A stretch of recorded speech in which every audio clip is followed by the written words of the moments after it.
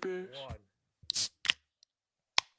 Oh my god, Oh, it damn, exploded everywhere. That snap at the end was really, Mine really good. splooged all over the desk. Damn. Oh my god. I think I missed that one compared to that snap you got was Ooh boy. beautiful. There's beer on the audio. That's fine. There's beer in the booth. There's beer in the booth. The booth is filled with beer. You know what that reminds me of? I think he's like a TikTok guy. Badoof? A Bidoof, yes. But I think he's a TikTok guy, but he's like this Creole Louisiana dude, and he always wears those Pit Viper glasses. And Is he the one that does like Cajun boils and stuff? Yeah, crawfish boil. He's like the shrimp with the peel on them, dude. I love that guy. I can watch that dude for fucking hours. We'll get the shrimp with the peels on them, dude. Like, look at this. Oh, look at that. Look at that. Beautiful. Beautiful etch work. And look at that fluted bottom. Amazing. Look, if you want to look at my fluted bottom, you're going to have to be on the OnlyFans. Only pause? Only pause. Well, since we started with a voluptuous, albeit vaguely sexual crack, do you want to tell us what you're drinking over there, fella? So I am doing an homage to the other. So actually, this is multifaceted. I'm very excited for this one for two reasons. I think people who have heard more than one episode will know that I referred to the tiger as being my significant other. So yeah. This is a nod or a great notion to her, but also to my youth, me as a youth. So back in the days of summers yore, we used to have raspas, which raspas, people that don't know, is just Mexican snow cones. And one of the famous flavors of old Grizz youth was my favorite flavor, called Tiger's Blood. Tiger's Blood is cool because Tiger's Blood sounds fucking awesome. It does sound very cool. And it was kind of tropical. Had a little bit of hints of coconut in it. It was like fruit punch pina colada. I hadn't really put the thing, but if I'm remembering back to it, that's kind of what I think it is. So this one here is from Great Notion. This is a style tart ale. So it's a tart ale. It's an 8%. It's a tart ale with strawberry, coconut, and natural and artificial flavors. I got it right before old RFK is going to steal it from us. Drink fresh. Keep beer fun. Great Notion. So Great Notion Brewing and Barrel House is from Portland, Oregon. This is Tiger's Blood. Do you think anyone involved in making that wore shoes? In Oregon, hell no. That's what I was thinking. But that is a fantastic can. I love it. And then the art, or like I guess the logo for the brewery. Yeah, that's pretty sick. Very nice. Very nice. Holy shit, it was $8. It was. Damn, you were not fibbing. Here I thought this was all a big weird ruse to inflate the pricing of your beer. This 4-pack, to buy a 4-pack was like $23, $23 bucks. Dog. And I was like, I'll just take one. Yeah, it's a good can though. Yeah, it's a really good can. I couldn't resist. I couldn't pass it up. I was like, because I initially had two other offerings for this 2B2B, but I came across this one 2 nights ago, and I was like, fuck, all right, I gotta go for it. So, if you'll indulge me, first I would like to, as you've already pointed out, the custom flute has arrived for its inaugural episode. And let me tell you, the beer tastes a little bit better out of it. My first one, in true Bear Sink fashion, is also in the realm of 8s. This is an 8.8 West Coast IPA from Sawdust City Brewing Company called Twin Pines. I like that. Let me tell you a little bit about Twin Pines. This is from Sawdust City Brewing Company. Let's go back in time with a throwback favorite, loaded with aromas and flavors of citrus and pine. And for those that know, I love some pine. This West Coast IPA is classic for a reason. If you like hops, and we know you do, you're going to want to get reacquainted with Twin Pines Double IPA. It's a tribute to one of Sawdust City's favorite sci-fi flicks. Whether you're a fan of the film or not, you'll love this irresponsibly hopped ale from Sam the Brewmaster. And let me tell you, he did a good job with this one. First impressions are very good. We have Galaxy, Simcoe, Mosaic, Cashmere, and Idaho, not 6, but Idaho 7 for the Hopperinos. It's the best numbered hop, so I've been told. I mean, I don't think I've ever had Cashmere to my knowledge. You've seen me have a fair amount of them that have Cashmere. I do like that one. I've for sure worn it. I've never drank it. So, Mosaic's probably one of my tops, and then Galaxy's up there too. So that sounds like it's an amazing beer. So far, it's already easier to drink than my Naughty Boy pregame beer. It was like a 6 something. But what was that Naughty Boy pregame beer? It sounded. I knew this was going to come up, and I even thought, should I have the beer ready and near me? And you know what I did? I didn't prepare again. I have failed to prepare. Let me describe it to the people. You know what? Because go ahead. Not cool. That's not cool. I know it's not cool. It's not legit. When I was listening back to last week's and you were shaming me, I thought to myself, I deserve this. I deserve the criticism of my ill preparedness. But I can use words to tell the people about it. It was a beautiful little unicorn farting out rainbows. And I mean, that's all you need to know. It was a fun, cute little can. It had a very effervescent mouthfeel, and it was an easy drinking 6 something. But this at an 8.8 is easier and much tastier, and it's the same brewery. So good job. Your first one was good. This one is better. I think as long as you add that beautiful artwork to our recap post, or it's not a recap post. What do we call those posts? That, my good sir, is the companion guide for those that want to drink along. The Denizen's Companion Guide. So, while we're talking about last week's episode, this is as good a time as any to point out something that I noticed in the most recent episode. I gotta point out something too, but I'll let you go first because I think it's gonna be funny. Okay, because I think it's gonna be. I'm wondering if it's the same thing. Yeah, I'm wondering if it's the same thing. All right. So, in our effort to capture the crack of the beer cans, dear Grizz has been slaving away, editing these videos, getting that crackerino just right. And in the process of doing this, I noticed in last week's episode, boy, are there a lot of fucking mouth noises. Grizz has a fucking wet mouth over there, let me tell you. And it's not only that, it's the heavy breathing. Look. The wet mouth. Look, it's a pedophile's dream. True. You see, you ever watch a nature documentary? Have you ever seen a bear's lips? Have you ever seen the giant nostrils built for maximum air consumption? Look at these bad boys. Yeah. You see? Yeah. And not only that, too, is I was slightly congested when we were recording that episode. So if you pay attention to it, you'll hear like a slight whistle and a little bit of yeah. There's some really good breathing. There's some really good lip smacking. Look, I assaulted y'all, and I was gonna go into this being like,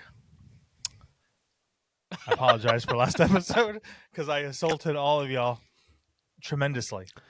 All right, now once you told me I want to bring something up, I was like, oh shit, it has to be the same thing, so I'm gonna wait. So wait, was that yours too? Yeah.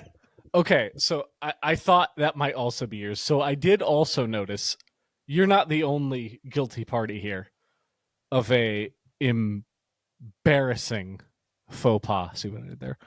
I am guilty, particularly when we got into beer number 3, of what I like to call too much LPM. LPM, what is that, you ask?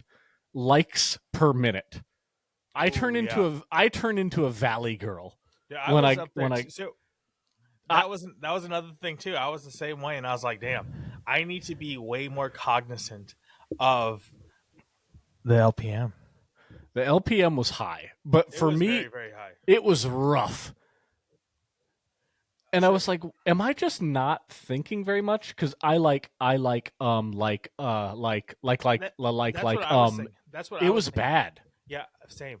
I think it was we were getting ahead of ourselves, and we weren't allowing ourselves to engage or stop and fully form the sentence. I think we were just like riding on the highs of like unicorn parts. Hey, it was the inaugural Bears After Dark. We were just excited. It's true. We were allowed to roam free late into the evening. That's very rare. It's so far it's the only one, so it's extremely rare. Yeah. It's a fucking hollow Charizard. Beautiful. So how much hollow Charizards did you have in your childhood? We're talking. I never had a first edition, which actually destroyed me a little bit. I did have the first, like the base box ones, like the second print. I had one of those. If you're counting like other packs, like once they got into the Team Rocket stuff and things like that, or like Blaine's Charizard and shit. I had Dark Charizard. Yeah, I had some of those. Same. I had 3 first edition Charizards, all at different points.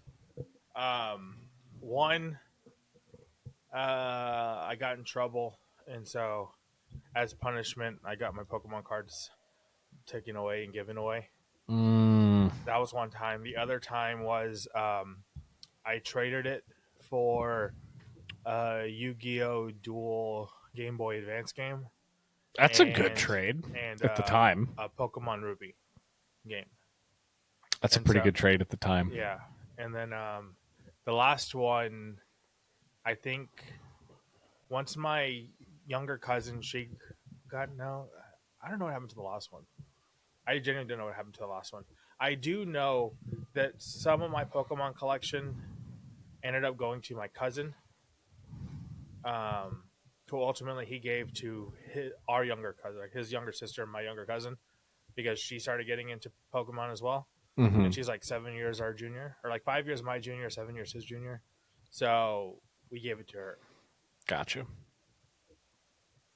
Yeah. I had quite the little hustle that I'm pretty proud of.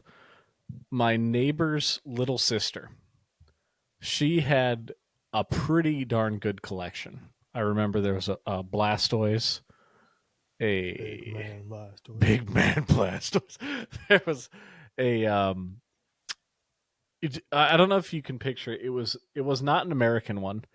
There was a pretty rare. It was like a movie edition of the Mew, and it had like the unknown kind of font.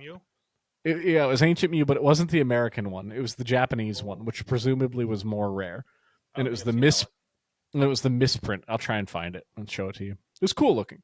But I just knew because I had those like guidebooks that had like the value of the card. Yep. And I was like, oh, I know this is worth something. And so, don't tell me you hustled her. You hustled her. I got her an ice cream from the ice cream truck. Damn. So that $3 ice cream turned into a quite valuable card, which I believe is still in my parents' house to this day. Beautiful. Yeah. Should look into the value of that puppy now. You know what I just realized? What'd you realize? These should have been the hats we wore for Bears After Dark. Oh, dark mode. Yeah, they should have been. Lapse in judgment. I just happened to wear my brightest fucking hat for Bears After Dark. Yeah, and I wore my light gray naughty boy. Yeah, This Who lapse. have been doing really good this fucking season so far. Your boys and my boys, Yep. both.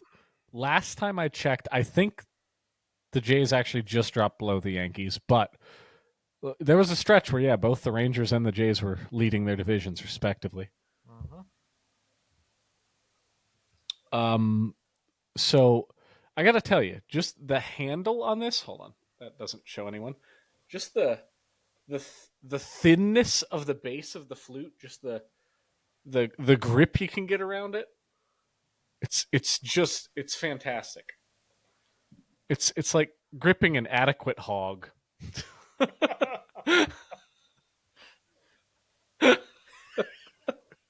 You're welcome, Internet.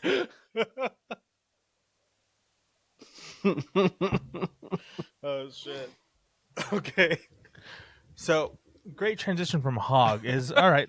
Ratings. What do you think about the flavor profile of your beer? Well, let me tell you.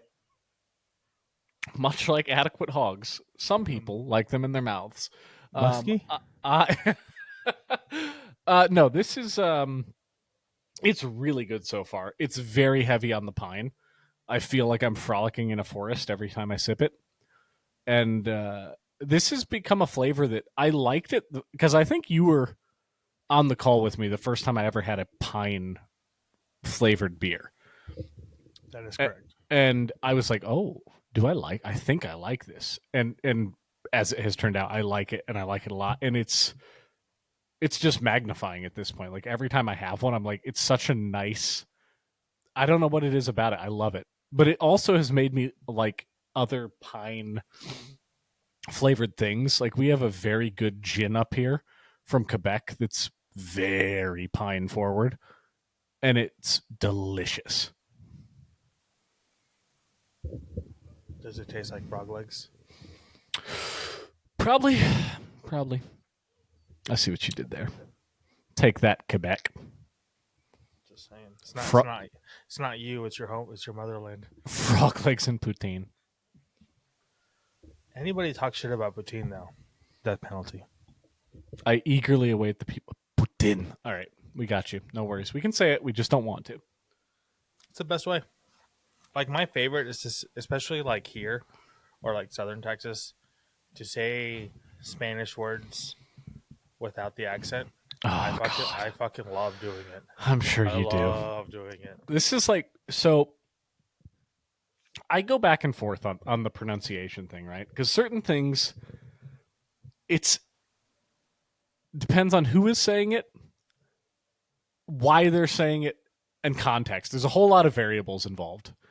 But generally speaking, I do get grumpy over dumb things, and I'm like, this is a ridiculous thing to waste energy being upset by. Yeah, because I remember like it bothering me like when I was younger, and because I grew up in my parents and family and friends and anybody of like Mexican or Latin descent would be, because I'd be like, can I get the jalapenos?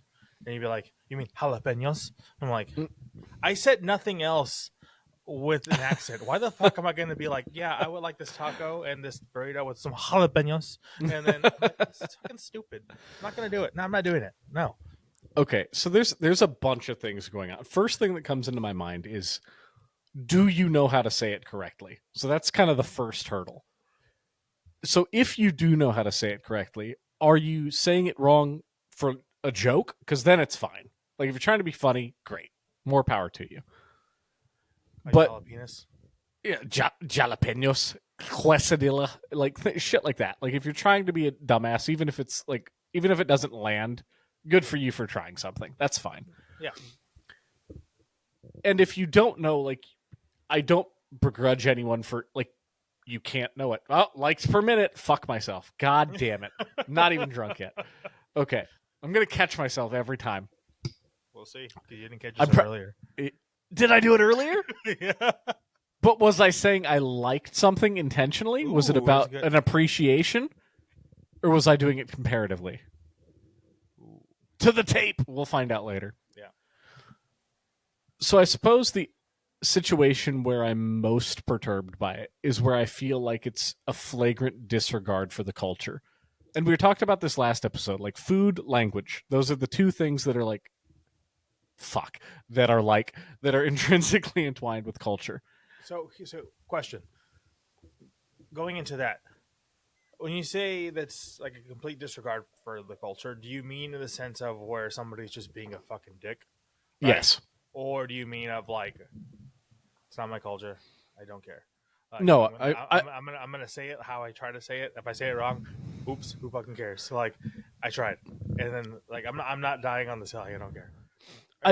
Is that a disregard in your opinion? I mean it when they're being a dick. Gotcha. It goes back to the person, because certain people it'll set me off, and I'm just like, man, I'll give you the best one. I'll give you the one that burns me up the most here, because I hear a lot of folks say it wrong.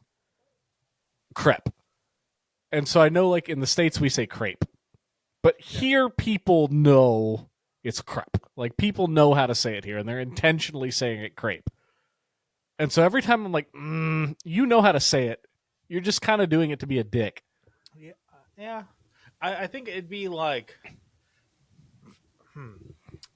because I could also be, if I've said it my entire life, crepe, and I go there and you're like, it's crepe. I'm like, bro, I've been saying it crepe my entire life. I'm not changing for you.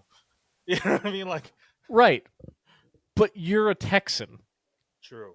I'm complaining about other Canadians that live in the province immediately next to Quebec, which is another one.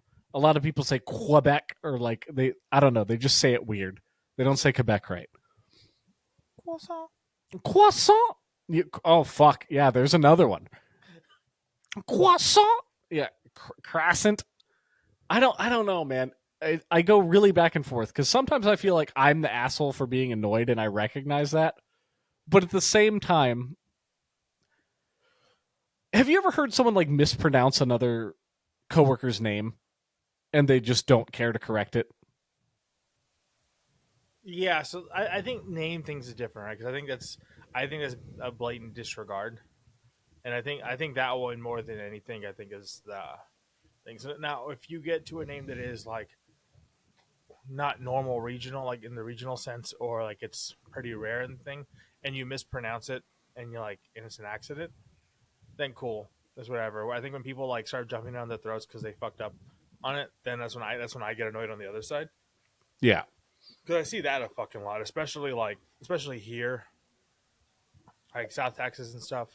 When you have somebody that's obviously not of like any type of Latin descent, and then like they got like the name is fucking Yesenia Talamantes or some shit, and they like say Yesenia instead of like Yesenia, and like and they fuck it up, and then they're like, that's not my name, and they get all fucking whatever. I'm like, bro, shut the fuck up. Like recite something in fucking Korean and tell me how perfect you say it for the first time when you trying to fucking read it. Like, then I'm like, oh, whatever. But if it's like there you go, like, if you hear other people say it, you have a general language. So if you land like just somewhere broadly in it, cool. But if you're purposely like, again, you're just being a dick, then it's then I'm like, all right, you're annoying the shit out of me. It just boils down to don't be a dick. That's a good rule of thumb for pronunciation and life in general. Just don't be a dick. That's a good rule of thumb.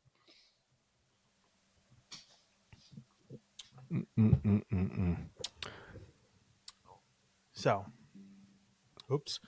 Yours, very nice. This one, I'm kind of fucking up because like I'm drinking this shit kind of fast. Hold on, I can catch up with you. The problem is, this shit's fucking good. Like, ooh, I'm talking A minus. A double doozy? I'm saying the A minus is the floor. Double doozy. This one here, it's a sour ale. It's not too sour, but it is,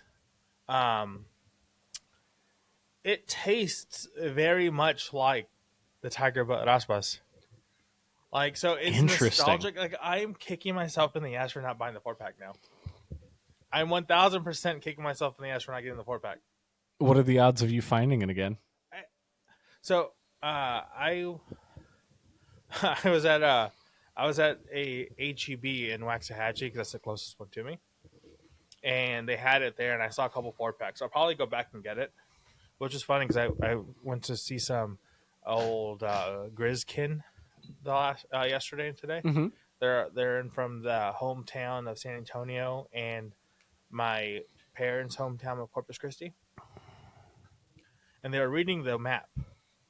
And so Waxahachie is kind of, we don't have a spot over there with the name similar. And my cousin was like, "What does this say? It kind of looks like Waxahachie." And so the entire time while they were here, they were calling Waxahachie Waxahachie. Okay, so speaking of Texan towns and mispronunciation, I imagine you're probably going to know where I'm going with this immediately. There is a county in your beloved Texas. That's where I grew up. That is spelled a certain way, where your person not from Texas might be inclined to say Bexar. That's my home. That's my home county right there. And so back in yesteryear, in a previous life when I was peddling insurance, I frequently had to speak with people in Texas because I was licensed there. And one of my first tips to my coworkers was, if you're talking to anyone, because there's a script that you have to read, it's mandated by Social Security that says you have to read the name of the county. I was like, if you don't say Bear County right, you're dead in the water. They're going to think you're some fucking foreigner and not the good kind. And you've immediately lost to trust. So, yeah, man, Bear County. That's one that, boy, do people say that wrong. Yeah, and the funny shit, I learned Bexar County, Bear County were the same thing, like in 5th grade. Because I remember seeing Bear County, like Bexar, Bexar County written. So I'm like, oh damn, that was powerful. I was like, do I just full send it? It felt powerful. Yeah, that was very powerful. Penguins and seals are quaking in their boots. So that was the perfect. What's the whole thing?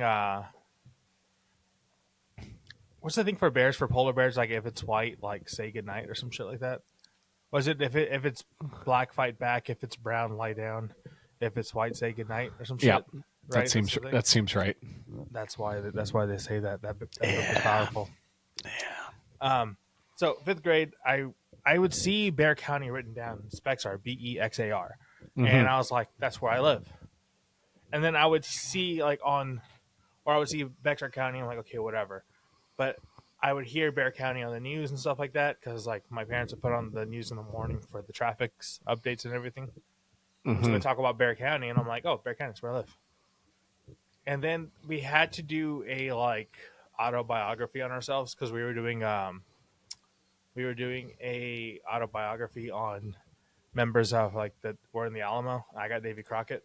But to prepare us for that, or after that, our next one was all right, well, you had to write a biography on your person, right? Now you're going to write an autobiography on yourself. So I want to know what state, county, and city you grew up in, all that stuff. And so from there, I was like, okay, well, I'm in Bear County. And then that's when I realized, oh shit, Bear and Bexar are the same fucking thing. So I never connected the two when I was younger, and then until then I was like, oh shit, and the same thing this whole time. All right, what is the wildest? Always has been. What is the wildest mispronunciation you've ever heard?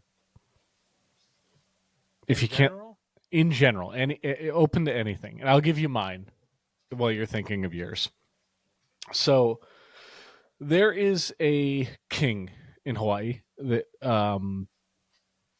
it's very common. It's also a Dragon Ball Z maneuver that some may have heard of. And I distinctly remember there you go. Yeah, you're on the right track. Yeah. So I heard a tourist. So I used to commute to work when I lived there. And so I'd be going to First Wine Bank. And I would pass by King Kamehameha's statue.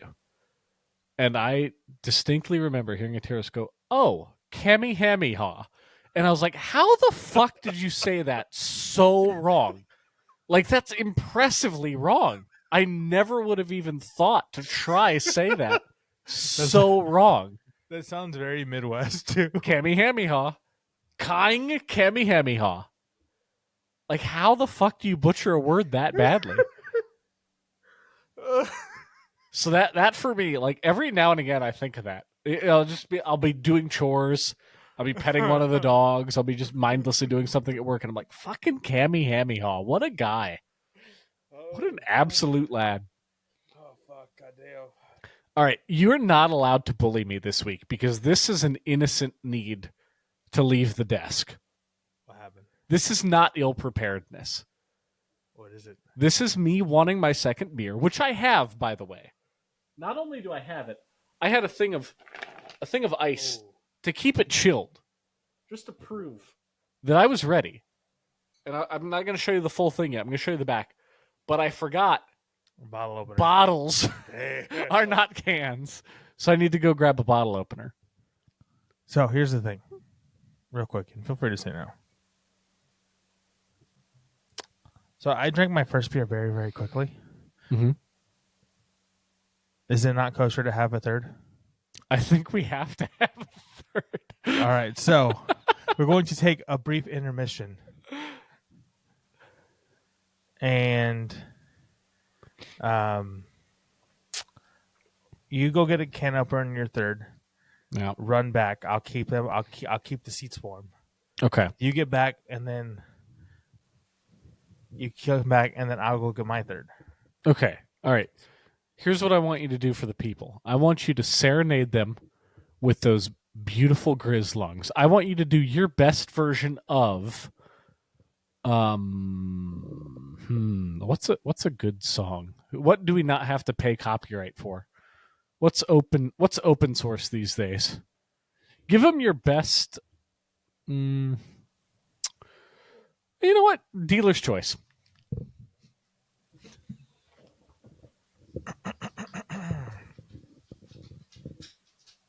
Tu estúpido romántico. That's all I'm doing. What we're actually going to do is this. We are going to talk about Grizz supremacy and why they're cooler than polar bears. Okay? Polar bears just have polar bears. That's it. Just one kind. And they live in the cold. Nobody likes the cold. And their houses are melting. We have grizzly bears. We have brown bears, which are grizzly bears. And we have Kodiak. I can't wait to hear whatever treason just took place next week. And we also have our own pancakes.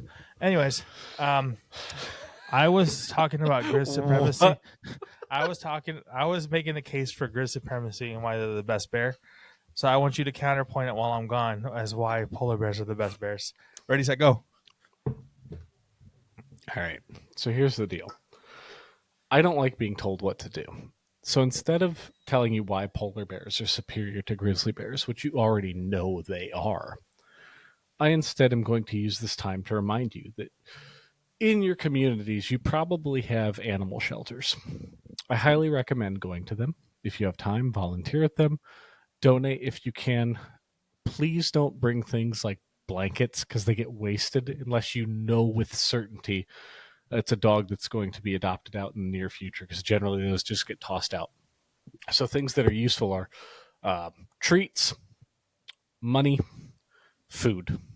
But treats are definitely the best because those we are kind of at discretion as shelter workers to give to the animals. And it's very helpful for training new dogs, particularly the problem children, the ones that are aggressive. Because those are very food-motivated dogs in my experience. So, Grizz probably told you a whole bunch of things about why grizzly bears are better. I'm telling you, go be good people, go into your communities, volunteer and or donate your local animal shelters, and that would be fantastic. So what'd you say? I mean, I told the people why polar bears are superior and nothing more. And I eagerly await a text 3 to 4 business days from now when you find out what I actually said.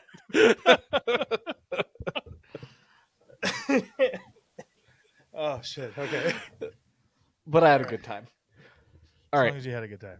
Yeah, it was fun. So let's go on official rating for beer number 1. What you got? Dude, it was really fucking good. I really, really enjoyed this. Sawdust City, let me tell you. Twin Pines, you are an A.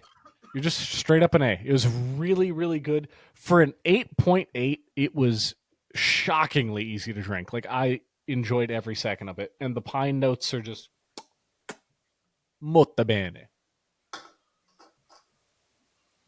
I have to, for me, Great Notion. Look, Oregon. Portland. You got a lot of drug addicts and skinheads. But y'all make a damn good sour ale. So, you know what? And I hear you got great ketchup. Voodoo Donuts. Good job, Voodoo Donuts. That's true. They are from there, right? Also, what is that bookstore that's really cool in Portland? Powell's? There's Powell's. a whiskey spot there. There's like a whiskey bar, like whiskey library stuff. I don't know what the fuck you call it. It's called Rudy's. In the same Rudy. Interesting. So, you know what? Oregon, for all of the crazy shenanigans they have going on there, it is a very pretty state. Oh, 1,000%. Go there in the winter and you see all the frozen waterfalls and shit. Fuck it. Otherworldly. Beautiful. I have a lot of family in, well, not anymore, but I have some family left in Tigard, Oregon, and in Lake Oswego. And just that whole part of the country is so fucking pretty. Oh, shit. Okay, so I got one. Going back to your Kamehameha, I didn't give my thing because like I didn't really have one. I have a story that it reminded me of that I'll say. Please. But how the fuck did you say that? Like what? Oswego? Speak up. I remember like looking at it when I was younger. I was like, I don't know how the fuck to say that shit. I was like, Oswego. What the fuck did I say?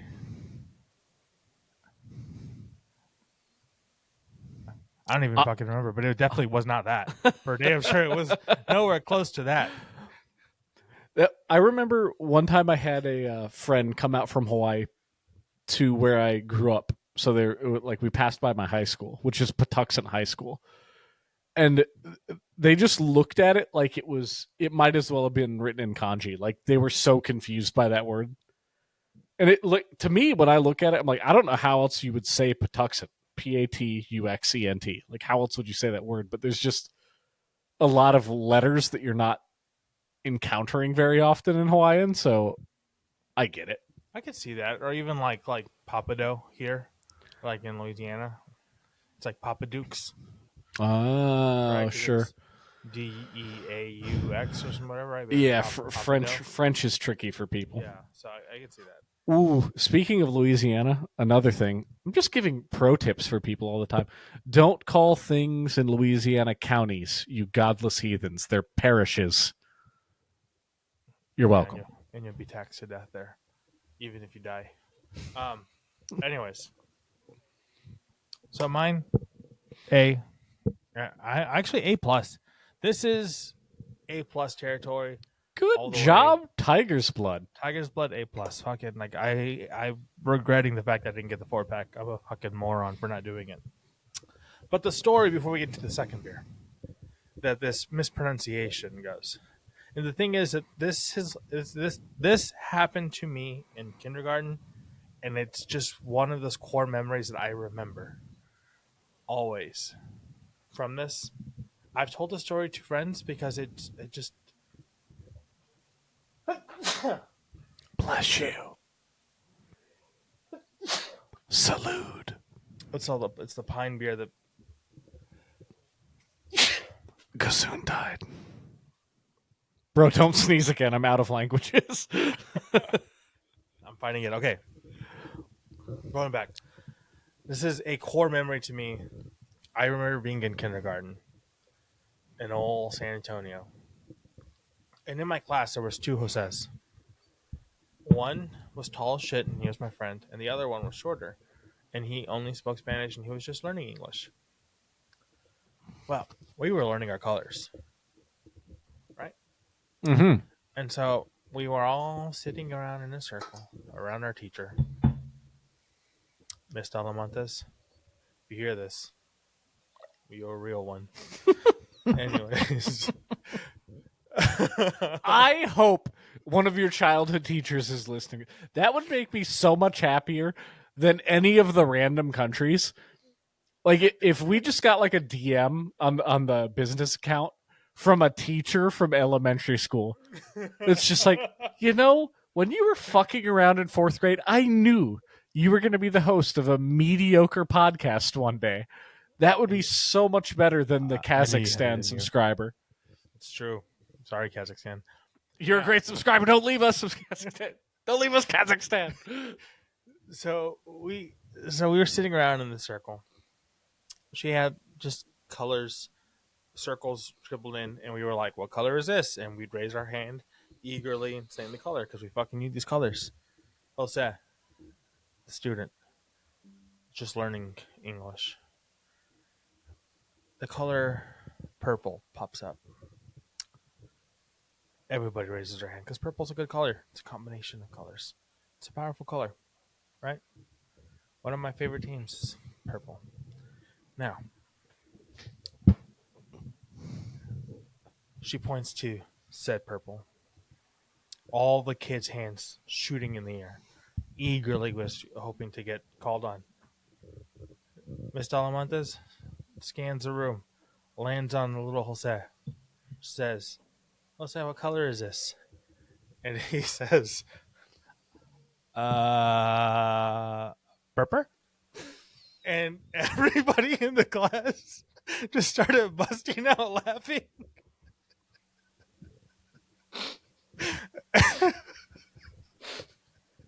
And I am not kidding. I will think of purple multiple times a year. This happened when I was 4 years old, and it's a core memory to him with this day now. Oh, that's so good. Fuck, that's really good. Oh, shit. It's fucking awesome. So the mispronunciation just like shot that back into my memory, and it's beautiful memory. Beautiful good. Memory. Good. All right. So second one, I'm cheating a little bit because I had not finished my pre-gamer. So I brought that back over. So I now get to introduce another one from Sawdust City. Ooh. And now you guys get to visualize what I was describing earlier. And I think I did a damn good job. It is a unicorn farting out a rainbow. So this is Sawdust City's same brew as the first one. There's no way of knowing. And honestly, now that I've had one, we were talking about this in a previous episode. It now has the benefit of me having a little bit of tipsiness. And I am enjoying it a lot more than I did the first time around. Ooh. Which is great. Yeah, you already started? All right, hold on. Yeah, you can. Yeah, pop. Oh, that was a good crack. Oh, you know what? Oh, yeah. The problem with that good crack is now that I'm thinking about how good that crack was, I'm thinking about how wet your mouth is going to sound this whole episode.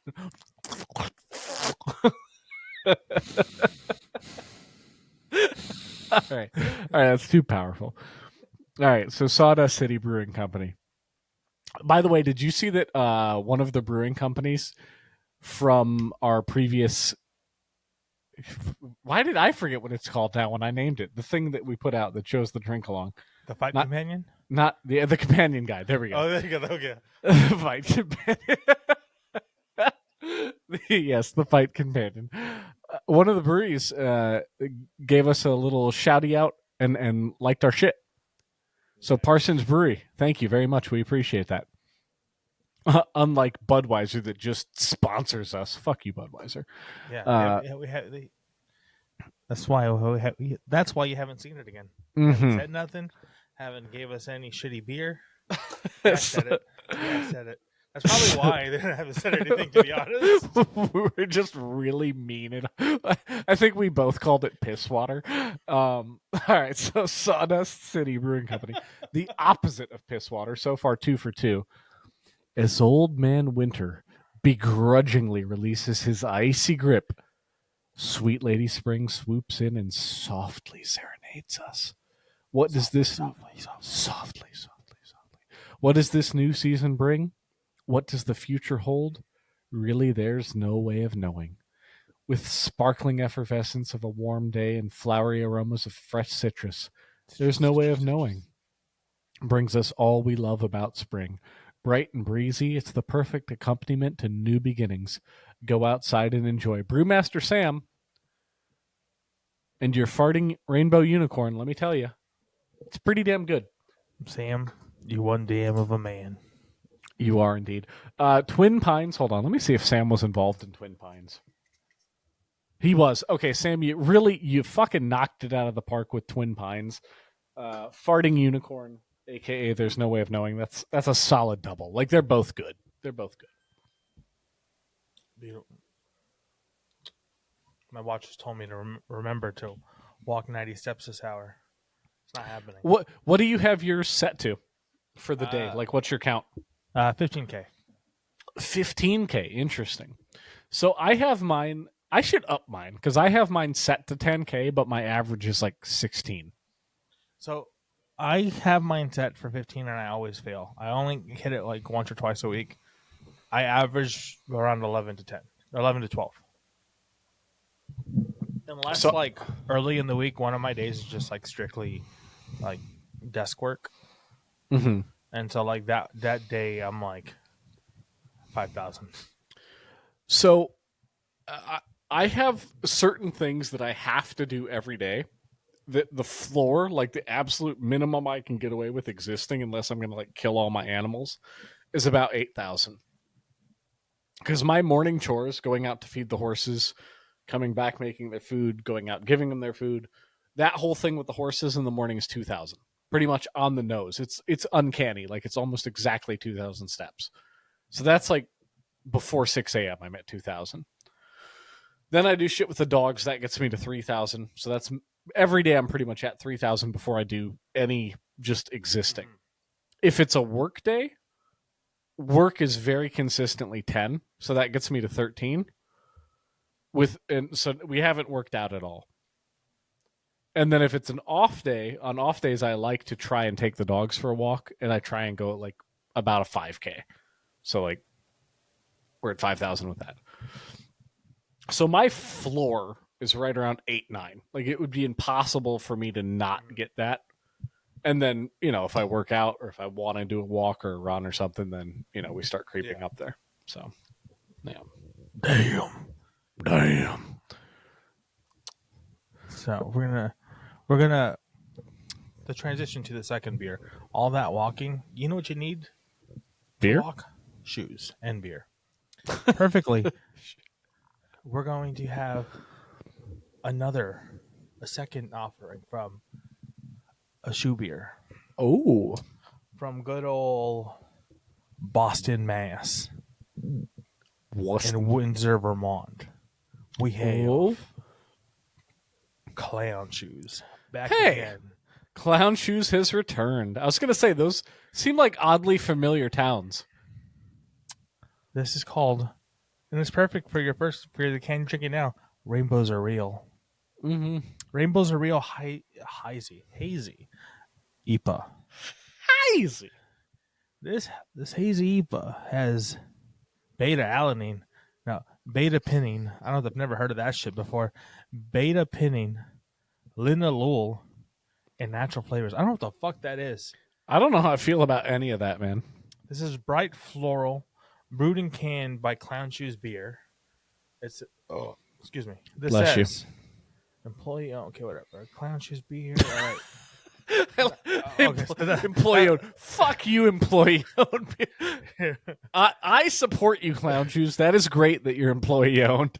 Beer without retention, all right, except for me. All right. Now, sorry, clowns of Boston, Mass. You make good beers, so I don't want to besmirch you too much. It's all the bit. All right. We're forever in awe of the vibrant colors that rainbows bring as they stretch endlessly into the horizon.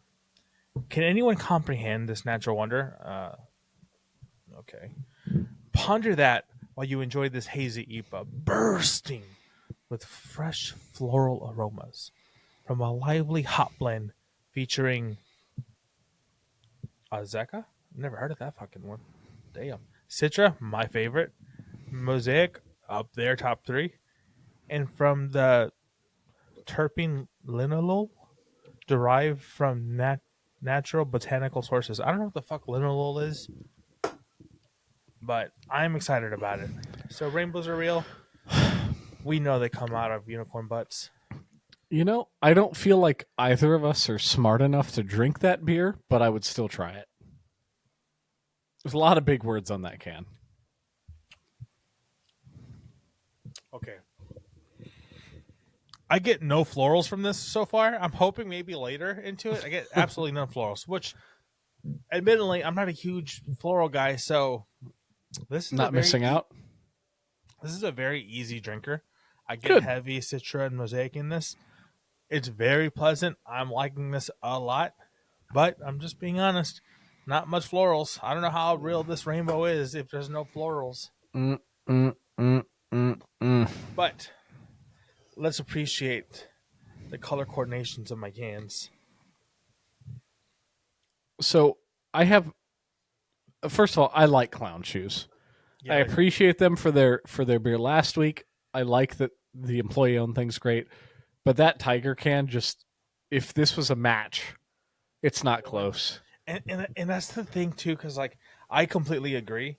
I love this kind of 80s retro wave colored like tiger portrait. Those shoeless hippies, they nailed it. Eyes. It's fucking awesome. They really nailed it. The Clown Shoes though, the art is fucking cool because it's like these two, I don't know, like these two cyber clown things like looking onto the horizon of this rainbow sky in this like futuristic post-apocalyptic world. Like it's fucking dope. I want to give it to them. The artwork on both cans have been fucking phenomenal. 1000% have been phenomenal. Good. It's good. The simplest retro wave tiger just kills it. It just does. I'm sorry. Good job, T. Grace. I am very much a fan. I'm very much a fan of Clown Shoe stuff. They did amazing last week, and this week they knocked it out of the park again. Okay. I need you to sympathize with my squirrel brain again for a second. Okay. I'm going back to pronunciation things. This just popped in my head. I don't know why. Let's do it. Okay, so there's a hobby of a lot of people. It's a good after work. Hobby horsing. It's a that also fun. There's a good after work drinking involved. Getting a little singing on. You might see words on a screen. Do you know what I'm talking about? Do you know this hobby? Yeah, I have a go-to song. Okay. It's the best go-to song there is.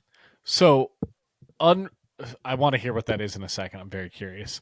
But so that word, I am fascinated to how we got to the pronunciation that we have of it. Because I think 99% of Americans and Canadians will call that karaoke. Yes? Seems reasonable. And I know the word is not karaoke, it's right? Karaoke. Yeah, karaoke. For sure. And you watch anime, it pops up all the time. But like looking at the word, it's very weird to see how someone looked at that word and pronounced it that way. So I don't know how you turn it into that. Karaoke. But the thing is, like, it's very easy karaoke when you like understand Romanji. For somebody that's never like really looked at Romanji or like, because I'm not gonna lie, I fucking grew up watching anime and listening to a lot of like sub shit. Not once did I never got that karaoke was Japanese ever. It Interesting. never crossed my mind. I remember being younger, like fucking anime loves fucking karaoke. They got Interesting. karaoke bars Okay. over there. Like they have a whole that bot's big over there. You know what I mean? And like, so it never crossed my mind like at all. I never thought about that. But yeah, it is prevalent enough here that there's not really a reason to think it's inherently Japanese. So that's fair. I never thought of that angle of that makes sense. Yeah, but I get the fact you look at karaoke, like karaoke sounds weird because it's CARA. Right? If it was CAREOKE, right, then like, okay, karaoke makes sense. But KARA, sorry, KARAOKE. Right? Yeah, so the AO karaoke doesn't make sense. If that second A was knee, it makes complete sense. Yeah. Like if anything, looking at it and reading it from like a Western thing, it would be karaoke. Even that's wrong, but that would make more sense than karaoke. Yeah. Yeah. Karaoke is actually even just face value looking at the word, karaoke is a weird way to pronounce it. I think it's one of those things that a lot of people have probably never seen it written. In Romanji or hiragana, I don't think they've seen it either way. Yeah, because I remember being a kid and like we had a little karaoke speaker and thing where we like sing in the parties and stuff, and like not once did I ever fucking know how karaoke was spelled. So sorry, I got to interrupt you because I really need to know, what is your song? So as somebody that has gone to karaoke bars, right, into rooms, and does not want to sing because I'm not blessed with. You're too cool for that shit. You're in a band, you maniac. I'm in an extreme metal band, and the thing is that like I sung better when I was younger and before I got better at like the harsh metal vocals. As like I got better at those, I got not as tone deaf, but yeah, it's just not as good. So I don't want to sing alone, right? Because like you don't have to be a great singer to do karaoke. As long as you're having fun, it's solid. But having fun is the most important part. You also don't want to fucking assault people's ears. So here's the thing. If you ever are stuck singing karaoke and you don't want to, you play this one song and everybody knows it. I don't care what your background is. I don't care what your ethnicity is. I don't care where you're born. Everybody knows the song and everybody will sing along to this song. Friday night, I'm thinking that we just might. Sorry, Tim Robinson fans. All right, go ahead. What is your song? Coming out of my cage and I'm doing just fine. Gotta. You play that fucking song. You play Mr. Brightside. Everybody's singing along with you. So, oh man, if you had to put a number on young Grizz, how often did you listen to the Killers album when that came out? So the Killers album was like an interesting one because young Grizz was really into the counterculture stuff. Oh, so probably didn't like it when it came out. But the thing is, I did. Oh. And so like I was into. So like I started getting into like Slipknot, right, when I was like in 5th grade, like 2000, 2001. And so like already it was like their first album, second album. They weren't mainstream yet. So it was like a big deal. And then I started getting to like extreme metal, like death metal and stuff, right? So like Behemoth and bands like that. And so like when radio stuff would come on, I'm like, that's just stupid, right? I'm going to listen to that, right? But then the Killers came. And it was like, it's like this perfect level, like British pop rock. That's just like, I don't know how to explain it. Because the Killers are like,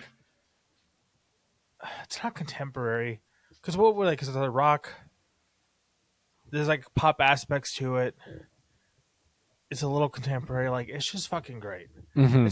And so like But Mr. Brightside specifically, Mr. like, Brightside's great. My favorite song from them was actually not Mr. Brightside.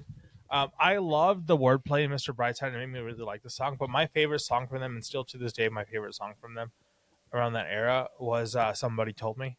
yeah, no, that's Like that's probably my favorite too. so fucking catchy, and it's like just so insulting, and the guy's just so bitter about it, right? Like, Mm-hmm. and so there's just so much stuff. And then like they had that one music video. Was it when we were young, or the one with like Tim Burton? Was it Bones, where Tim Burton directed it? Oh, I'm not sure. Yeah, I don't know. but there's just so much as like a little edgy kid that the Killers were so fucking great that even though I was like in my counterculture, I don't want nothing mainstream shit. The Killers just pierced through that so fucking hard. Such a great band. Mm-hmm. Yeah, but Hot Fuss was just that was really really good. Were An you actual masterpiece? Were you in 5th grade when Hot Fuss came out? When did Hot Fuss come out?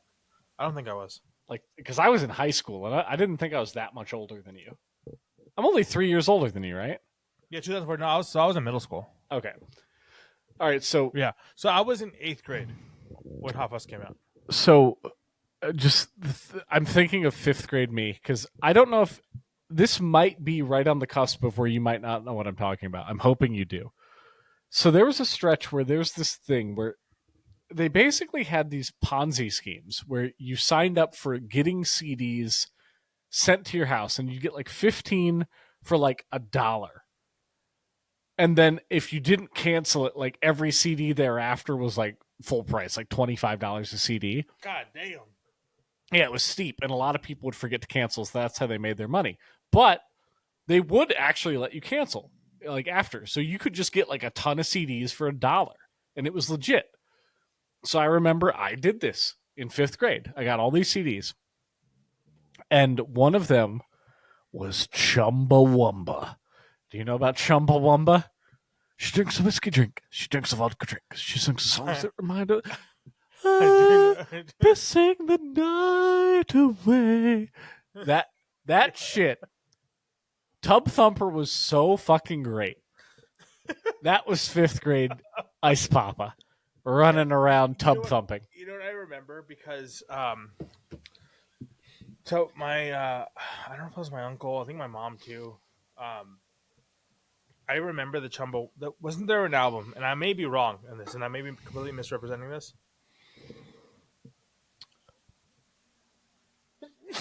Bless Okay. you. Thank you. I may be not misremembering this, but wasn't there a Chumbawamba album where it was like lime green and there was a fucking distorted acid looking baby? Like, Yeah, that's the one I'm talking about. That's what Tub Thumper's on. Fun fact, and I've never fact checked this, so if this is wrong, blame my childhood best friend. I am under the impression that they got their band name because one of the guys in the band had a dream where he was trying to go to the restroom and he was confused because it, rather than saying men's and women's on the restrooms, it said chumbas and wombas, and he didn't know what to do. So that's where they got the band name, because this guy had a dream where it was just like chumba and wumba bathrooms. it's actually really awesome. I hope that's real. If not, Avi Corso, you lying piece of shit. I love you and I miss you. Goodbye. So I remember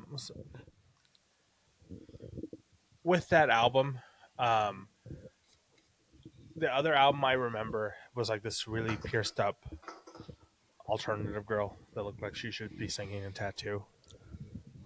And she's like looking over her shoulder slightly.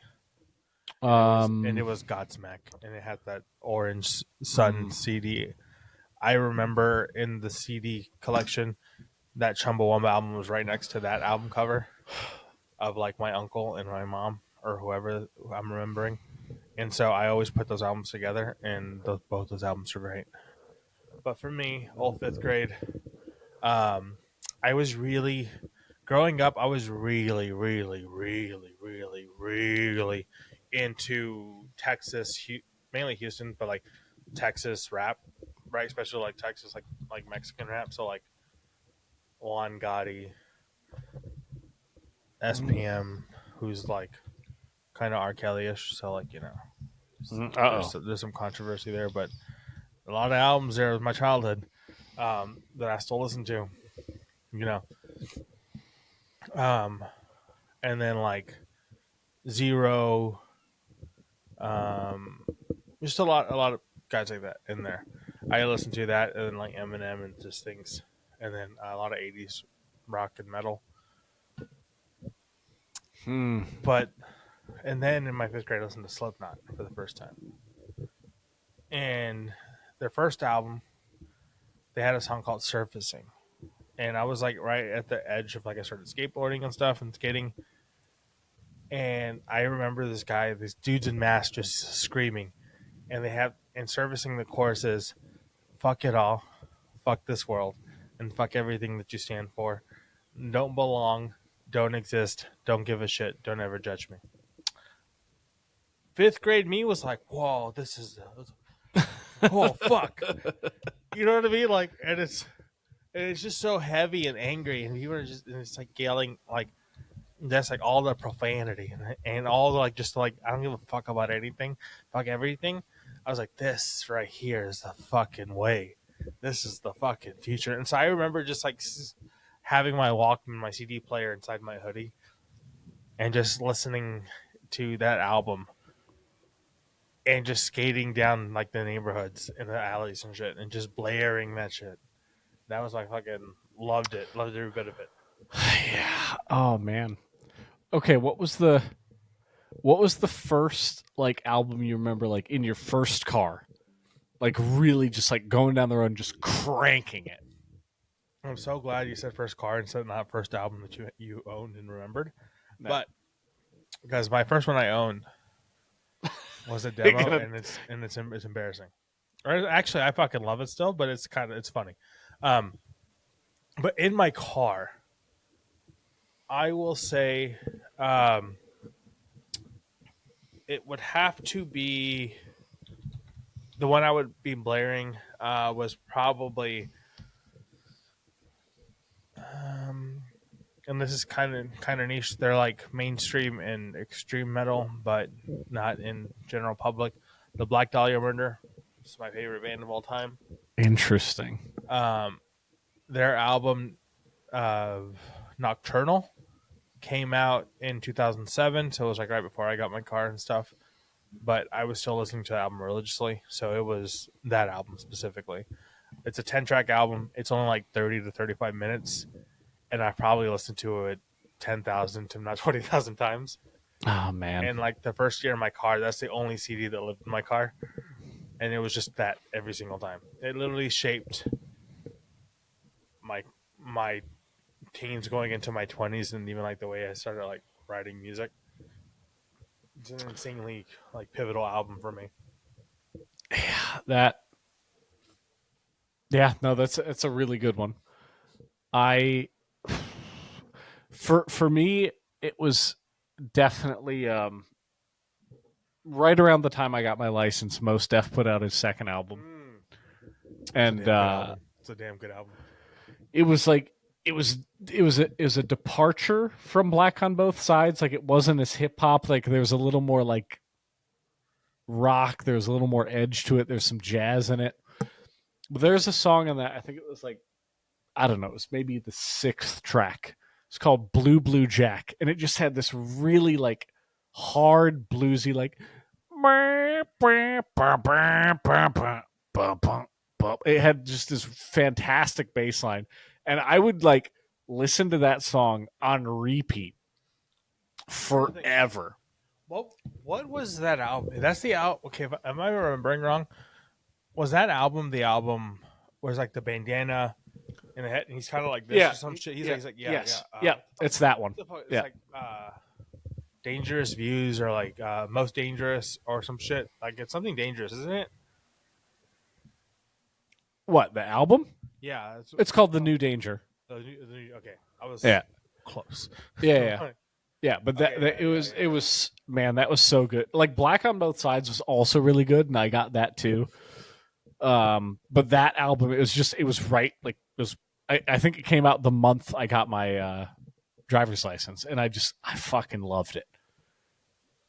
It was just so fun in my beautiful sleek Hyundai Elantra, just blasting down the road going 55. Sammy Hagar has a song about how he can't drive 55. You should listen to him. Mm-hmm. Me, my first car was a 2003 Pontiac Grand Am. That's a sexy beast. That's what that is. Loved it. Loved every bit of it. It was maroon. Oh, like Maroon 5? She will be loved. All right. Remind me to tell you a Maroon 5 tale later. Okay. We have gone wildly off track. and this is... Okay. Every fucking week after these episodes, we tell ourselves, let's dial it back. Let's keep it under 2 hours. And I feel like this is going to be the longest one yet. Are you sure? I mean, maybe. I don't think so. I think Bears After Dark is going to beat this one. I think it is. We're in an hour 10 right now. Oh shit! Yeah, that's true. Okay, how far are you? We haven't said anything.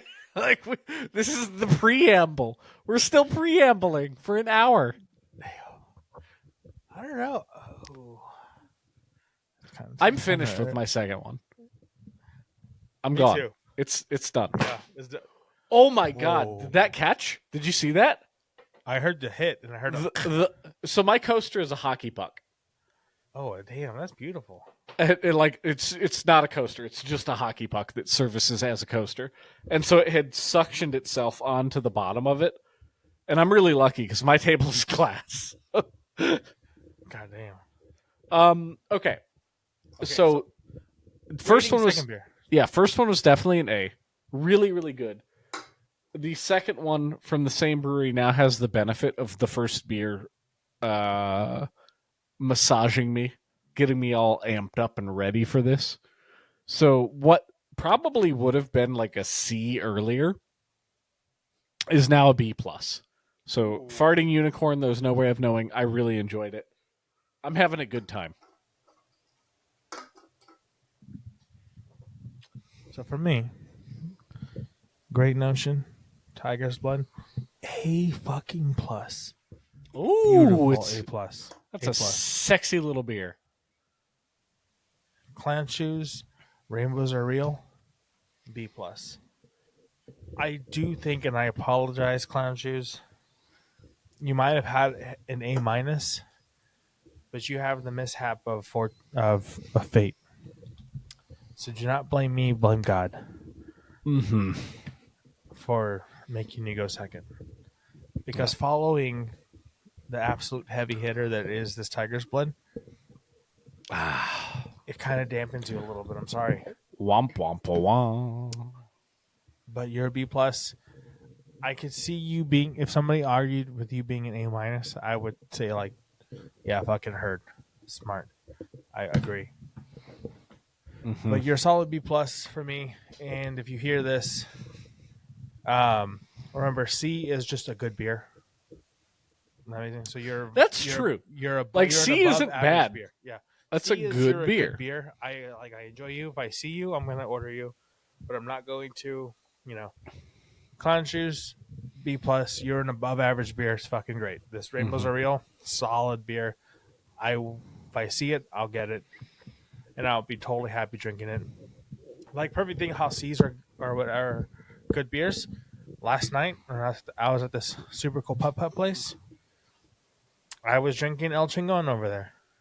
El Chingon. I was drinking El Chingon and fucking Lagunitas IPAs. So, and if past episode, I'm like, El Chingon, I had bad taste when I was younger because I was my daily drinker. It's not my daily drinker anymore, but, because it goes to show, I see it on the menu, and I'm like, I'll get one of those. Yep. And I was perfectly happy playing putt-putt, drinking some fucking El Chingon, and I had a damn good time. Mm-hmm.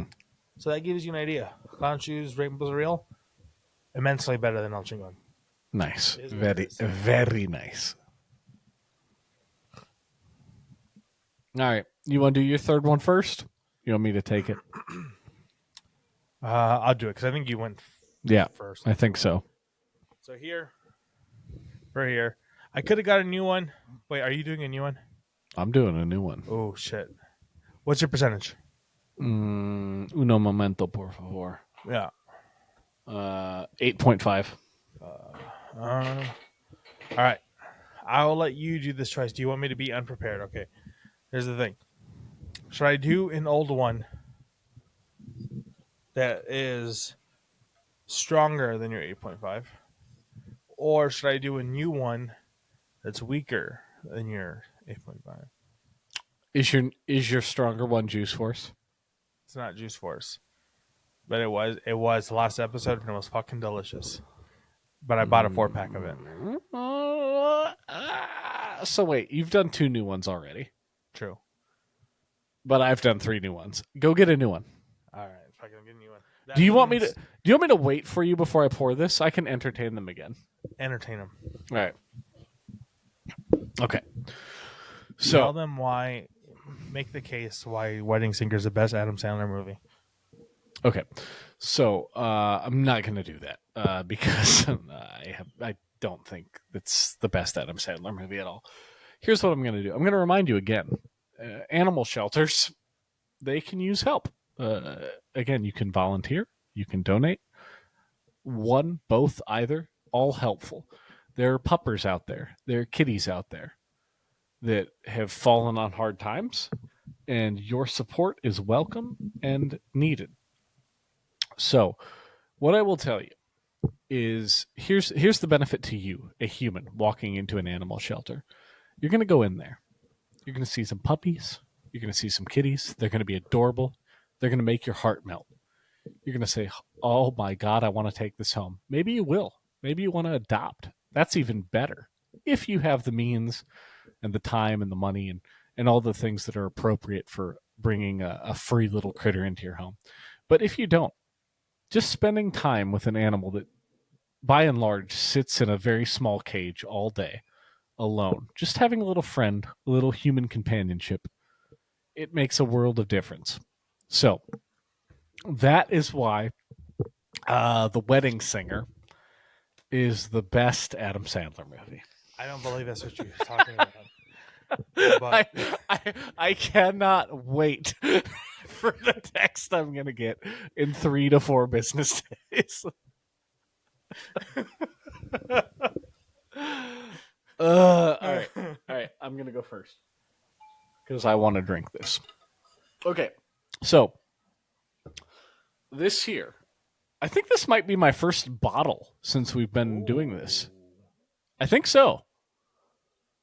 Actually, yeah, it is. Sure. It is my first bottle since we've been recording. I think it's the first bottle in period. General. Yeah. First bottle period since we've been doing this. Okay, so this is a bière forte, aka a strong beer, from Delirium. This is Delirium Clemens. This is an 8.5. Let's see. It is a strong Belgian beer. Delirium is a triple fermented to give you beautiful, strong, golden blonde Belgian beer with a creamy white head. Well, what you eating over there? You got a creamy white head? I actually do. Look at that. All right. I'm ready for it. I'm going to pour. What is that? Is that mashed taters? You got some taters and gravy? It's bold Texas flavor. Oh, churches. Let's go. Texas chicken. Best fast food fried chicken there is. I will accept the argument that Popeyes is good. Churches is better. I don't give a fuck what I'll say. You have one of the honey butter biscuits. Bojangles. Don't compare. Fucking Popeyes. Don't compare. Don't even talk about Popeyes biscuits. Nah. KFC. Don't compare. I'm waiting for you to stop so I can tell you why you're horrifically wrong. Are you done? So here's the thing. Are you done spreading your heathenism? The only one The only chicken that's I would say is not better than Church's, but I hold in super high regard. It's just that look, as much as I love Church's chicken, I will cheat. I will be a filthy harlot and cheat on Church's chicken for some fucking beautiful, beautiful spicy chicken joy and a peach mango pie. Okay. Jollibee. Well, now I don't have to interject anymore because you've found the correct option. So Jollibee, better than Popeyes, better than Popeyes, better than KFC by a landslide. Church's chicken though, sorry. As much as I love Jollibee, the bear chicken, Church's takes it. Now, sometimes fucking chicken and fried chicken and rice just fucking hits. Sometimes like that's the move. Mm-hmm. Other times fried chicken and mashed potatoes and gravy hits. So whatever you're hankering, that's going to be your top answer. What I will say though, you're hard pressed to find a better dessert than peach mango pie and ube pie. Ube pie is And you're only going to fucking get this at Jollibee. Mm. And look, God, ube is so good. It is. It's basic as shit, but oh my god, it's so good. I don't give a fuck what people say. Mm-hmm. Jollibee and Church's Chicken are the rightful heirs of all the thrones of fried chicken.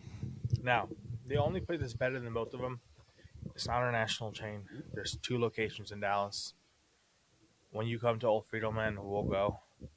One of them's attached to a laundromat, and the other one's by itself. It's called Mike's Chicken. I'm telling you, the best fried chicken you'll ever have in your life. You had me at attached to a laundromat. That just screams some shenanigans are going on in that kitchen. I first had it because I was washing clothes at this set laundromat, and I was like, fried chicken, and it was busy, and I was like, I'm gonna go check it out. I changed my fucking life. It's fucking phenomenal chicken. I'm pretty sure it's Mike's Chicken.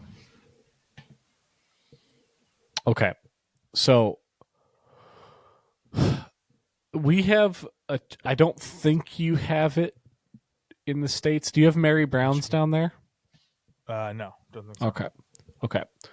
So Mary Brown's has, as far as chains go, my favorite chicken sandwich.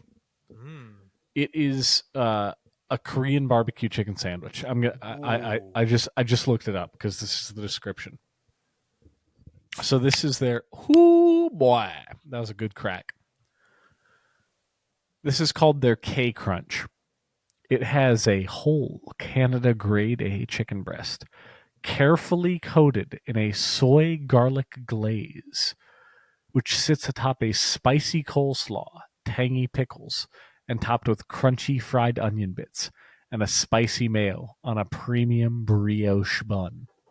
Ooh. And let me tell you, that sandwich is really good. That sounds fucking phenomenal.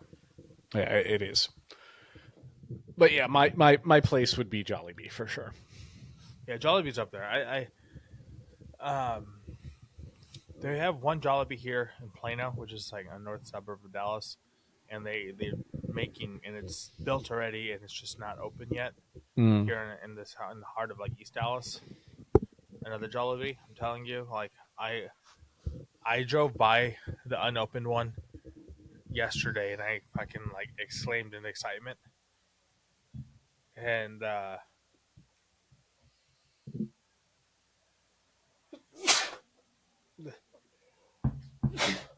the tiger was like, God damn. The tiger was like, what the fuck you getting so excited for fucking Jollibee? And I was like, you never met a fucking Filipino? Everybody gets excited for fucking Jollibee.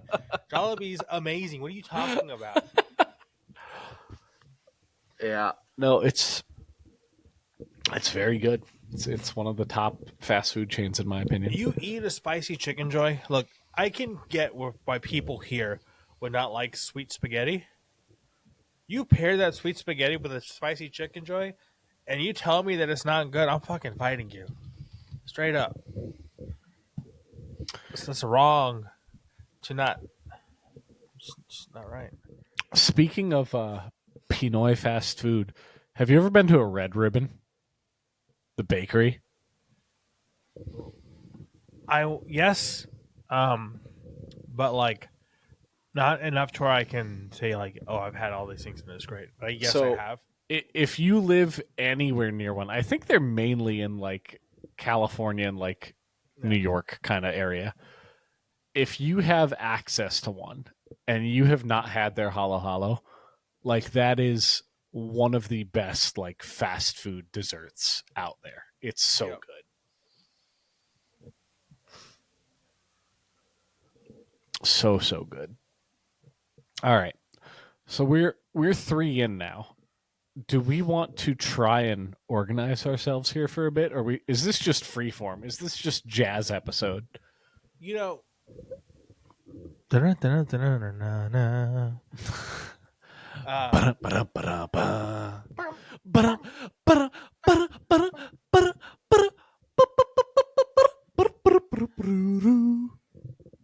You're welcome, Cowboy Bebop.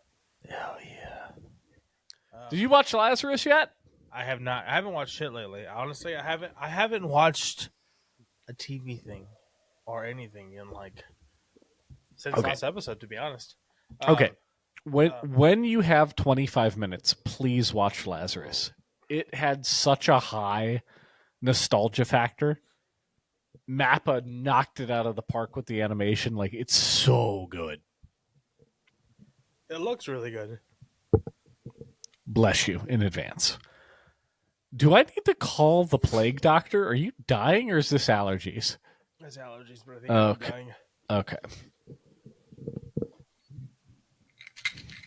Uh-oh. You went to your apothecary. You got your fancy meds. You probably shouldn't drink alcohol. You probably should. Live dangerously. Ooh, that's a spicy little antihistamine blocker. With that being said, I need to. Here is the color of my third beer. Oh, interesting. And as we know,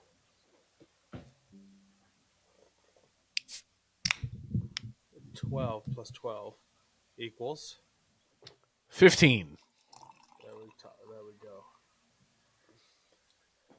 Duck fruits? Damn, you saw okay. This is from the beautiful, amazing Titan from Fort Worth, Texas. Martin House, who single-handedly converted me from a uncultured sour hater to a prominent Chad sour enjoyer. This is Duck Fruits. It is a blueberry, raspberry, and peach sour. It's a small 6%. But you see this. It's got a great like Ninja Turtle font. Yeah, you have this blueberry body where it's like, what the fuck? You have this peach with a fucking peach. Oh, yeah. You got this raspberry and this fucking duck. These two ducks are like, what the fuck is going on here? Duck Fruits. That's a really good can. Duck Fruits. Again, Martin House just knocks it out of the fucking park. So let's line that up again. There we go. We knocked it out of the park now. I think I ran over Titus's foot. I'm sorry, Titus. He's built strong. I didn't realize he was behind me. But the sour, tasted it, tried, spilled it on my fucking mouse pad. Amazing. Oh, very nice. Very nice, sir. Very nice. All right. So before we started this, we had kind of been spitballing some topics. And I think now that I can't speak for you, but I'm feeling the beers a little bit. Oh yeah. Me too. I think now it's time to get right into the fucking pyramids. Let's go. Let's get into the episode. Okay, so here's the thing. All right, our handful of listeners in this very new podcast. Here's the thing. We've been like, what do we talk about? We've had a couple things here and there. Talking about mascot shit. That's been very, very fun. So I hope people like it. So I want to do more, and I want to do all this stuff, right? I want to do finish the NHL. Want to do NBA. Finish the anime. Finish the anime 2025 season, and I would definitely want to fucking do MLB. MLB? MLB. What the fuck? Baseball. There you go. There you go. Yeah. Anyways. Yes, mascots, like, if people like it, which I think they do, I would love to finish all of those, but it's like every week we don't want to, like, lose all of them right away. So, with that being said, we were spitballing other stuff. Like, okay, what do we like talking about? Last episode, we kind of, maybe because of the moodiness and the lateness of the night and the alcohol, we kind of just we're kind of more like just like waxing philosophically. Mm-hmm. And we stumbled upon the beginnings of like Aristotle-ness. Yes, Aristotle, yes. AI. Fucking AI. I think we will continue that in certain episodes. But we were spitballing ideas and we're talking like, what can we talk about? What are we like? What are things are we interested in? This and that. And we're talking about horror stuff. We did a little bit yesterday, and that was our last episode, and that was pretty cool. We talked about conspiracies. We talked about all this other stuff, and then one that popped up was like, okay, in the vein of conspiracies, pyramids came up because if you're not living under any kind of rock, a couple weeks ago they came up with a thing where there was like pillars under the pyramids, allegedly. And we're like, and like we've even mentioned this in previous episodes, and so it's like, is it true? Is it not? I'm like, correct me if I'm misappropriating you guys, Papa, but it's basically like, I hope it's real. I want it to be real because fucking life's boring. Yeah. And I'm like, same, but like, just dig, bro. If that's the case, I mean, like, I'm sure like the government of Egypt's like, you ain't touching our fucking pyramids, but like, just fucking dig, bro. Anyways, there's been a new thing of apparently recently more's come out saying like, wait, this city that's apparently under the pyramids might be bigger than we actually thought. Mm-hmm. And so, which leaves me in the same spot of like, okay, cool, just dig, bro. Let's see it. Like, all right, come on, let's go. Just do the thing. Okay. So, like, pyramids of Giza aside, I can't remember if we've talked about this. You're aware of like the other places where through LiDAR and various technologies they've found other gigantic pyramids, correct? Like they're all over. They have them in South America, they have them in Antarctica, they have them in Africa. Like they're everywhere. Yeah, I know the ones that are like in Mexico. Okay, yeah, Mexico too. Yeah. So yeah, the point is like it appeared to be a truly global thing to have these massive pyramids. So just as a thought exercise, like let's say all of these pyramids were roughly at one point the same size as the ones in Giza. Now, one of the comments that I've seen circulating on a lot of these posts about this topic are, what if the pyramids were like the original Tower of Babel? So like what if this was that time period's internet, effectively connecting everything? Wouldn't that be cool? So I've heard that, and I've also heard like their power sources and stuff where like they draw energy from like the sun or whatever bullshit and like power the civilizations around. I've heard that stuff too. It most definitely I like the idea of anything otherworldly or like ancient technology stuff is cool, but in the thing of like LB, in the thing of all these pyramids around the world being interconnected like modern day internet, I don't see how that's how would they interconnect, and what's the purpose of them, or what's the proposed purpose of that being a thing, is kind of where I'm like sticking. Look, man, don't ask logical questions. This is where we fall off, because I just want to believe. I want to have fun. I don't want to question it. Because because like life's fucking boring, and normalcy bias and all the other shit. Like, yeah, something more so is cool. It's kind of like where we had to pause because we started kind of going into it. Well, I was talking about like how the pyramids were made. Mm-hmm. Right? Do you want to go on to yours before I go on to mine? Well, no, but I'll interject with. So my biggest grievance with the conventional wisdom is you're telling me that the pyramids were built in like 20 to 30 years. To me, that makes no sense, because I watched a fairly savvy group of lads take over a year to add one room onto my house. So you're telling me the pyramids were somehow built in 20 years? I just don't buy it. Like, it doesn't make any sense. It seems like something that had to be a incredibly time-consuming project. And if it wasn't incredibly time-consuming, there was some sort of technology that just straight up we don't have anymore. It got lost over the eons. Like after like the Great Flood and kind of whatever. Yes. Kind of like Yeah. Which So I'm in two beliefs. Now, this I was kind of trying to get into, and then we're like, okay, let's hold off to the episode. So I'm in two beliefs of this. Do I think there's a likelihood that there is some lost technology of before? I think that could be plausible. I think I do think that's because I think of like now, if some shit happens, say a solar flare stuff, everything goes bad and everything, Armageddon kind of shit or whatever, big swaths of the population's lost.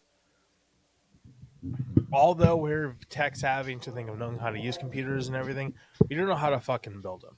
So like, if there is a subset or group of people that survive, all the technology that we're using now is going to be lost. Right? Like, because I can't build a fucking computer. We can't build computers. We don't fucking know.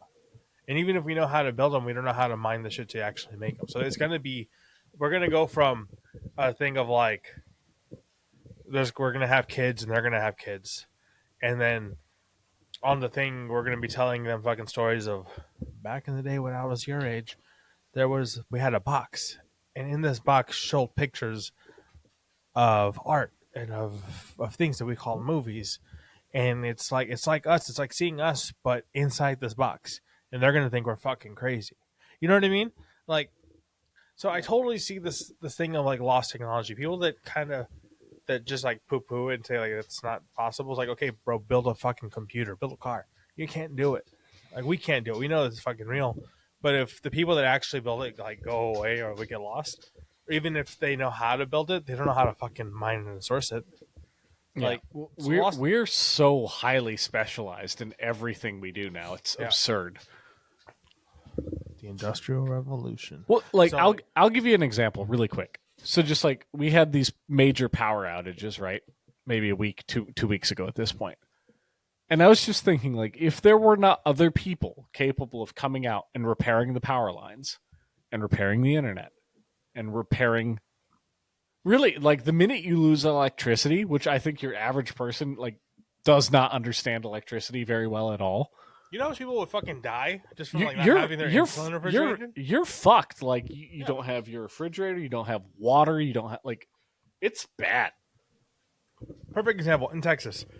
That whole Snowmageddon shit, the whole Alaska stuff. Oh, yeah. You know how much people lost their fucking food? Because they didn't realize that, hey, it's 20 degrees outside, it's 10 degrees outside. I can take all my food from my fucking freezer and refrigerator and just put it outside and it's going to be fine. You know how much people just let it stay in the refrigerator and rot because they didn't fucking think of that? Yeah. Because there's no survival instinct for it. Like, yeah, of course, 1,000%. Mm-hmm. So that's the thing where, like, a highly specialized society, lost technology makes 1,000,000% sense. So the idea of the pyramid being a product of lost technology, I'm like, yeah, I can understand that. I'm in two camps of this though, because I'm not completely sold on it. Because also, I also can see these great things of nature that we can't build now because we're not just throwing thousands upon thousands of lives into the fucking pit of slave trade. To where, like, if you don't give a fuck about people saying, you just work them to death and like, all right, bring the next one. You know what I mean? Like, Yeah. I can see these great pyramids and these great things being built because, like, yeah, I don't give a fuck if we lose 200 people. Like, hurry up. You know what I mean? So I like, do. I'm under two camps of that. Like, we can't build them because like we have regard for human life to an extent. You know. Okay, I 100% can appreciate that, and you're absolutely right. Like, if you're willing to just like have slavery and just throw humanity at it like infinitely for 30 years, sure, you're going to accomplish a lot. But where I get suspicious is, I think, if I'm not mistaken, the average stone in the pyramid's like 2.5 tons. Mm-hmm. Like, Eddie Hall's not lifting that stone. Like, I don't. They're just incomprehensibly big. So So 2.5 tons. How much did Eddie Hall deadlift? I think his record's a little over 1,000, right? Yeah, and how much is a ton? 1,000? Well, let's see. What are we talking? Two. Is it 1,000 10 tons All or right, one ton? hold on. Let's do some fact checking on me. All right, so my memory was correct. They are on average 2.3 tons. So 2.3 tons, 2 pounds. All right, 2.3 tons is 4,600 pounds. 4,600. I can totally see that being pulled by 8, 10 people. Yeah, pulled. Absolutely. Think about how high they are, Rudy. True, which is true. Which I totally get that, right? Because it would be, yeah. I get that, especially if all the pyramids are sticking out over the sand. Is that the entire pyramid, or are they more under the ground? There's more. Like, it goes down. Like, Yeah, it's beneath the ground. Which is why all of these like recent like generated images of the potentially towers supporting these, and these pyramids being the top of a thing, being like the like, if you're picturing the Washington Monument, like the pyramid is the top of that, and there's something all the way down beneath it, and then the city's however many kilometers beneath the ground. Like, it's just absurd to think about how did that get up there. And sure, like, I've seen some things where like they were saying, the water levels were different, and they had like a series of effectively canals, and they did some things with locks that raised the water. And I can mental gymnastics it where like maybe you can do a few layers of it, but I just can't see completing the whole thing unless there's some sort of technology that just we do not have anymore. yeah, yeah. I could definitely see that. And again, I do think the idea of lost technology is a very normal thing. Like, kind of sidebar, like off the run. You know, one of my favorite like things. One of my favorite things with the whole start of like the civilization on Earth was like the Ark project. Have you ever heard of that? I can't say I have. So the Ark project is okay. We as a species, were from another planet in the sense of we had a mothership, an Ark, if you will, that carried life forms on it, so we can terraform Earth, or I don't know if we could call it, so we can populate Earth, right? Interesting.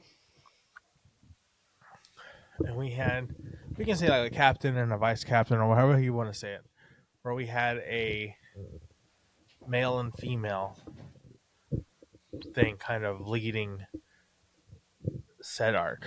We land, we all this, we bring all the life forms here. Shit malfunctions, just gets destroyed. We have essentially an Adam and Eve thing from the two mainstays, the two main people, and again we go to terraform the planet. They're leading the project. They're effectively doing it. There is a quarrel among them. There's a quarrel among them and other people where they're like, why are you being the fucking king of this new land? Like, I know just as much. So there's essentially a mutiny. And through this whole thing, war happens. And the technology in the thing gets destroyed. Right? So most of the stories in said Bible thing are just supernatural. Basically, what's like the Book of Pi or whatever, the Tale of Pi thing, where it's just like supernatural, like tales of the story of what happened, just like the whole thing of like just cannibalism and the mother protecting the kid or whatever, because it's his way of coping. And so like all these great stories that go through the all hands are basically just us being like, this is what happened before during the lost technology thing. It's pretty cool. That is very cool. And I can see that being a logical explanation. That would make sense. You know what I also can see being a logical thing to do? What? A little bear tinkle. Ooh. So hear me out. You should tell the people why Robert Pattinson is the best Batman. Go. Okay, what I'm not going to say is Robert Pattinson is the best Batman, because he's not. You ever seen George Clooney that has the nipples? If it's George Clooney with the nipples, that's already better than Robert Pattinson. Now, we can say that the whole Batman Begins arc, that trilogy, is the best Batman. And if you tell me that, I will believe you. And I'll be like, you know what? You're not wrong. The Nolan Batman trilogy is probably some of the best. Grizz hot take, and if you listen to the Raw podcast, you'll know mine. It's nostalgia. My best Batman is probably one of the worst Batmans, but it's my best, and I fucking love this movies. Val Kilmer is my favorite Batman, and he's a fucking great Batman. I don't care what anybody says. He's better than the George Clooney Batmans, better than Robert Pattinson Twilight Batman. Although, admittedly, good movie. I fought it. I didn't want to watch it. I was like, I ain't gonna watch that shit. It's stupid. I want to see a film noir Batman of a stupid Twilight boy.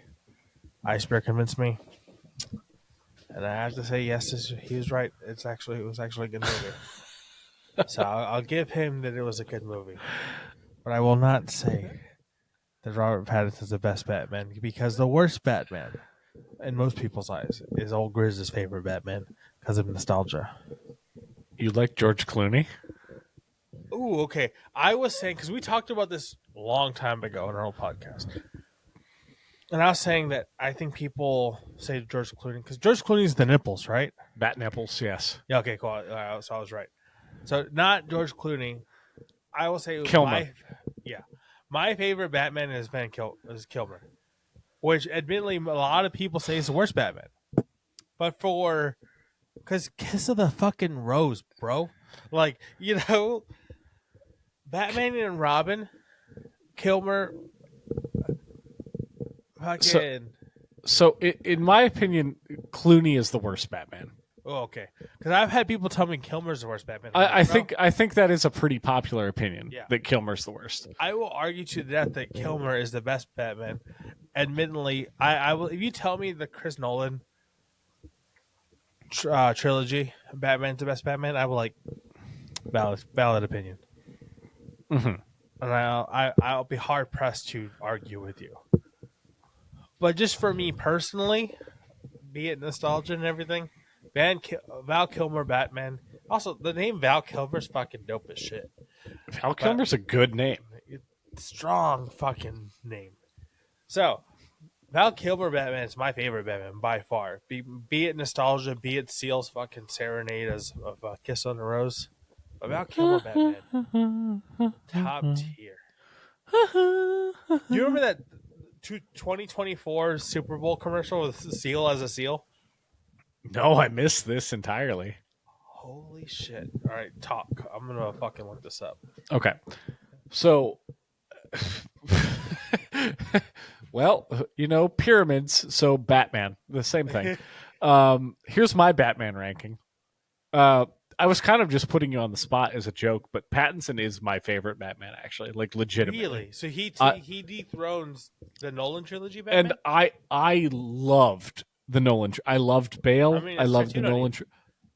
Here's the reason that I would put Pattinson above him. I really, really liked, and I'm very curious to see Batman Part 2. I really, really liked him as Bruce, because for a lot of the Dark Knight trilogy, you had Christian Bale being Bruce Wayne, whereas in this newest iteration with Pattinson, like it's predominantly Batman. Like he's more Batman than he is Bruce, and that's what I'm there to see. And I also I liked, like, the Riddler was so fucking creepy and weird. Obviously, the Penguin was fantastic, which that was my favorite show of last year, bar none. Like, the Penguin was so fucking good. Goddamn, if you haven't seen it, please watch it. Not a sponsor. But I would say, just rapid fire, Pattinson, Bale. It gets dicey from there. It's hard. Pattinson, Bale, probably. I did like Kilmer. I can't pretend I didn't like Kilmer. Kilmer was a great Batman. I genuinely think Kilmer was a great Batman. I don't give a fuck what anybody says. But the thing is, like, so Clooney was the worst for sure in my head. But where I get kind of confused is between Kilmer and Keaton, because I did like Michael Keaton. Like, I like the Tim Burton vibe. It was fun. As someone that loves Tim Burton, the Tim Burton Batman stuff, because that's the one with the penguin, right? That's Batman Returns, yeah. Yeah. Have you gone back and watched it as an adult? Actually, that's fair. That's actually very fair. I think the last time I saw it was like, because here's why I ask that, because I had been shitting on Batman and Batman Returns until I was probably 25, and then I watched them in my 20s, and I was like, particularly Batman Returns, if you watch them for what they are, they're actually really good. And also, like, Christopher Walken is in it. Like, I didn't remember that at all. So Batman Returns is just the Penguin one, right? Like, who's Catwoman's in it. Okay, yeah, all right. Yeah, so like, but the villains are Penguin and Catwoman. Yeah. Okay. And the original Batman is Nicholson as the Joker. So those are the ones with Keaton, and then you get to Kilmer. So how'd you feel about the Nicholson Joker? I was okay with it. I preferred Ledger's strongly. Yeah. Honestly, I think because I remember rewatching it, and I was like late teens, and like I didn't like Nicholson as a Joker as much as I did before, and that's before I saw Heath Ledger's. I remember seeing it when I was younger and really liking it. I remember watching it when I was older. I was like, I was like, I don't know. I remember it being much better than when I rewatched it. I was like, and that's even before I had oops, there we go again. That's even before I had something to compare it to with Heath Ledger, or Joaquin Phoenix. You know what I mean? And so, yeah, I don't love Jack Nicholson as Joker. Yeah, I mean, the thing is, for me, I like. It's tough because I get, like, the campy thing has its place. And if you like it, like, if that's your thing, I get it. It's just not my thing. I like Joker So the peak, the absolute pinnacle of that character in my mind. There's a graphic novel. There's a graphic novel by Lee Bermejo, I think is his name. Harvey Oswald. No, not Lee Harvey Oswald. Okay. I think it's Lee Bermejo. And it's so good, and the art is phenomenal. It's eerie, it's creepy, it's just kind of uncomfortable the whole time. And Joker's like he's a pillhead, and it's just like it's just like that is the vibe I want. Where he's scary in the same way like if you met like a crackhead on a dark alley, you're like, oh, I should watch out because this is like I don't know what they're gonna do. Like that's the vibe that whole graphic novel brings, and the closest I've seen come to that so far in like the movies and TV is the Heath Ledger version. But I'm holding out high hopes given Matt Reeves' Batman and the Penguin is I think Joker's going to be really creepy, especially because you have the dude from Saltburn as the Joker. Like he's a great actor. And so like if they want to make the Joker really creepy and unhinged, like he's the guy to do it. Also go watch Saltburn. I don't need to watch fucking gutter cum licking. Nom nom nom nom nom nom nom nom nom. I'm good. Look, you're telling me you watched that guy from this is bad because I have to play like 6 Degrees of Kevin Bacon like 5 times to get to the name of the show. It's the girl from the Spider-Man movies, Euphoria. The guy from Euphoria, Jacob Elordi. There we go. Him and Saltburn.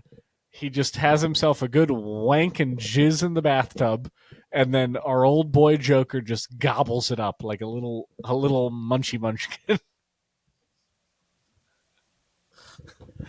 So, with Munchy Munchkin as the segue.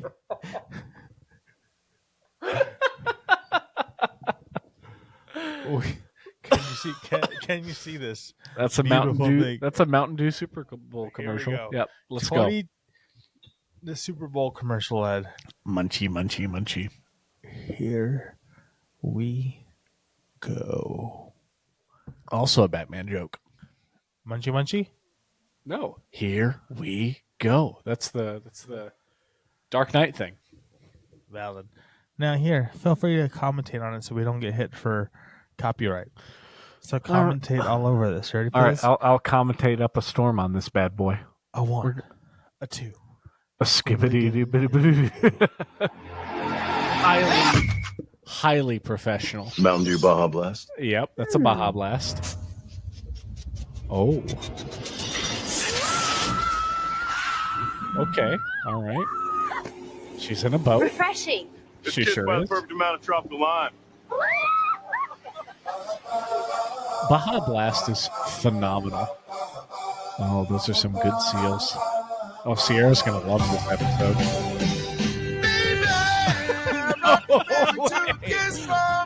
I'm so sad I missed this. This is amazing. Oh, look at him.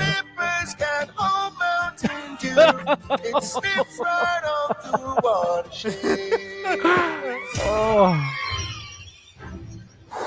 Come on, hit him with another baby. Oh, look at the eyes. That's that sharp seal focus. Oh, it's so good.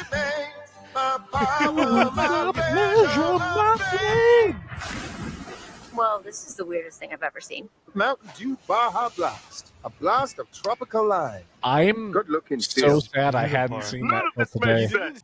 You didn't watch Super Bowl, did you? The most recent one? Yeah. We were texting the whole time. Yeah, exactly. I was saying, like, I'm pretty sure you watched it, right? This was last year's, Yeah. not this year's. Correct. Yeah. Yeah, with fucking Travis Kelce and him dying. Yeah. Yeah. Like, yeah, this commercial came out during that Super Bowl. Wait, this most recent one. with them birds, the eagles. Yeah. So I wonder if, you know what? I bet we have different commercials here than you do. Oh shit, probably actually. Like commercials are probably pretty regional. So I imagine when you hop a country, it's probably quite different. So Mountain Dew just did not want to invest in Canada. They're like, fuck them. There's only 30 million people up there. Baja Blast knows no borders. Baja Blast. It's a beautiful word. As far as your sodas, is there a better soda than Baja Blast? I can't think of one. Like, I'm open to hear combatants, but I can't think of one. So we talking about just strictly American? No, anything. Yeah, the only thing that I might pick over... Ooh, I don't even know if I'll pick it over Baja Blast. The only thing where I'll take pause for is like a Mexican Coke. Oh, Mexican Coke. I introduced the seal to those maybe a year ago. And like she was like, oh, like Mexicans, your people do a damn good Coke, man. It's fucking phenomenal. Like, yeah, so that's the only one where I'm like, ooh, fuck. Or, you know what's up there too, and it's fucking bougie, and it costs a lot, so I don't get them often. I usually get a 4-pack with the Tiger, or 6. I think it's a 4-pack or a 6-pack, but I think it's a 4-pack. Main Route, they like make their own. So they make their own version of Mexican Coke, and it's pretty damn close too. Interesting. Main Route, they do a extra spicy ginger ale. That's fucking phenomenal. That sounds really good. And that shit, you take a swig of it, and it hits so hard, and like it's just like one of those where like it burns so good. It's, okay, it's fucking phenomenal. All right, two things are popping in my head right now. First, I'll go with the ginger ale thing. So, I don't know if it's in the States yet. Here in the winter, we have a blackberry Canada Dry. So it's a blackberry infused ginger ale. And that is really, really good. That sounds good. The Canada Dry, the one I get I think it's just a cherry ginger ale. Mm-hmm. From Canada Dry. That's pretty good. So the other one that's popping in my head that, like, if I saw a can of it here, I would lose my shit because I really, really miss it. I don't know if it's nationwide, but like it's for sure a Mid-Atlantic thing. Have you ever had Cheerwine? No. So Cheerwine is it's got a strong cherry taste. It's got like a little bit of a Dr. Pepper thing going on, but it's like very cherry forward. But yeah, Cheerwine, I think it's a Carolina thing. But that's another one. That's like the only thing popping in my head that could compete. But I mean, now that like I'm head to head in my brain with like Baja Blast, I'm still picking Baja Blast. Baja Blast is so good. Yeah, Baja Blast is, I think, the single greatest full sugar soda there is. Yeah. Baja Blast is amazing. I can't go to Taco Bell and not get Baja Blast. Exactly. And there's not a lot of things where I'll drink a full sugar drink anymore. Very rarely will I do that. But if I'm at Taco Bell, bet your bottom dollar I'm getting a fucking Baja Blast. Yeah, 1,000%. The only other full sugar drink that I won't skip on, outside of Mexican Coke, is the cranberry Canada Dry Ginger Ale. That's another good one. That's a very good one. And that's only seasonal, but like cranberry ginger ale fucking hits. Because when I was a wee lad and I would make potions, cranberry juice and ginger ale together. Oh, yeah. Fucking hits. Did you call them your potions? Yeah, I did. Were you a wizard? Were you a little grizzard? A grizzard? It was a regular old grizzard of paws. And I would go, "Hello, witty traveler. I am the grizzard. Here is your potion." Every kid made potions. You go to a fountain drink thing and you make a mixture of a super soda. That's a potion. You say whatever the fuck you want. That's a potion. Speaking of potions. Actually, no, not speaking of potions. I don't have a segue. I'm just almost done with my third beer, and I'm looking at the clock, and I see we're now at a feature-length film again. I have no segue. I have no good answer. Have we got any actually like negative feedback of them being too long? No, Yeah, I don't think so. But the thing is, I think more than anything, and I don't know if this is just me, if this translates well to other people. I hope it does. But I think if you're having fun, it's kind of contagious. And so I hope if you're listening to this, like, you can realize that we're just two best buds shooting the shit, having a blast, and I hope you're enjoying being along for the ride. Because I do genuinely, like, this is one of the highlights of my week. I look forward to this shit immensely coming into these things. Same. So, is it organized? Not always. Is it organized occasionally? Maybe. But today was not one of those examples, but I also had a very good time. That's very true. I feel the same exact way. I thought we were making really good time, and I was like, oh shit, we're at an hour 10. I know. I remembered when we were at an hour 10, I was thinking, okay, like we've got an hour to be like on topic with something. Yeah. And here we are an hour later, and I don't think we talked about anything. It's just all nonsense. So here's the thing. I was like, all right, hour 10, all right, fine. We can cap it at an hour and a half, and we'll be pretty good. And then I look back, and we're at 2 hours. 2 hours later. I was like, damn. We fucked up this time. Maybe, what was it, episode 3 was where we hit an hour and a half? Maybe that's the anomaly. I guess they're just all 2 hours. I guess so, because like it just happens. Because our old podcast, we capped them. I was looking at the times. Hour to hour and a half is kind of our normal. And we had like 4 people involved half the time. Yeah, but here's the thing. That Bear Litico episode was over 2 hours. Bear Litico. So we had episodes that were over 2 hours. God, Bear Litico, I remember that. Bear Litico. There was a lot of funny ones, man. Like even like especially going back and listening to, because I went back and listened to him not too long ago, because when we were talking about restarting up a podcast, I was like, God damn, there were some fucking funny ass moments. Battle ropes. The battle ropes thing was good. The Bears Miss Christmas. The freaking when we were talking about bears, the Boys Over Flowers. Like, my favorite part about the old one is just because we weren't doing video at the time, so probably people didn't know.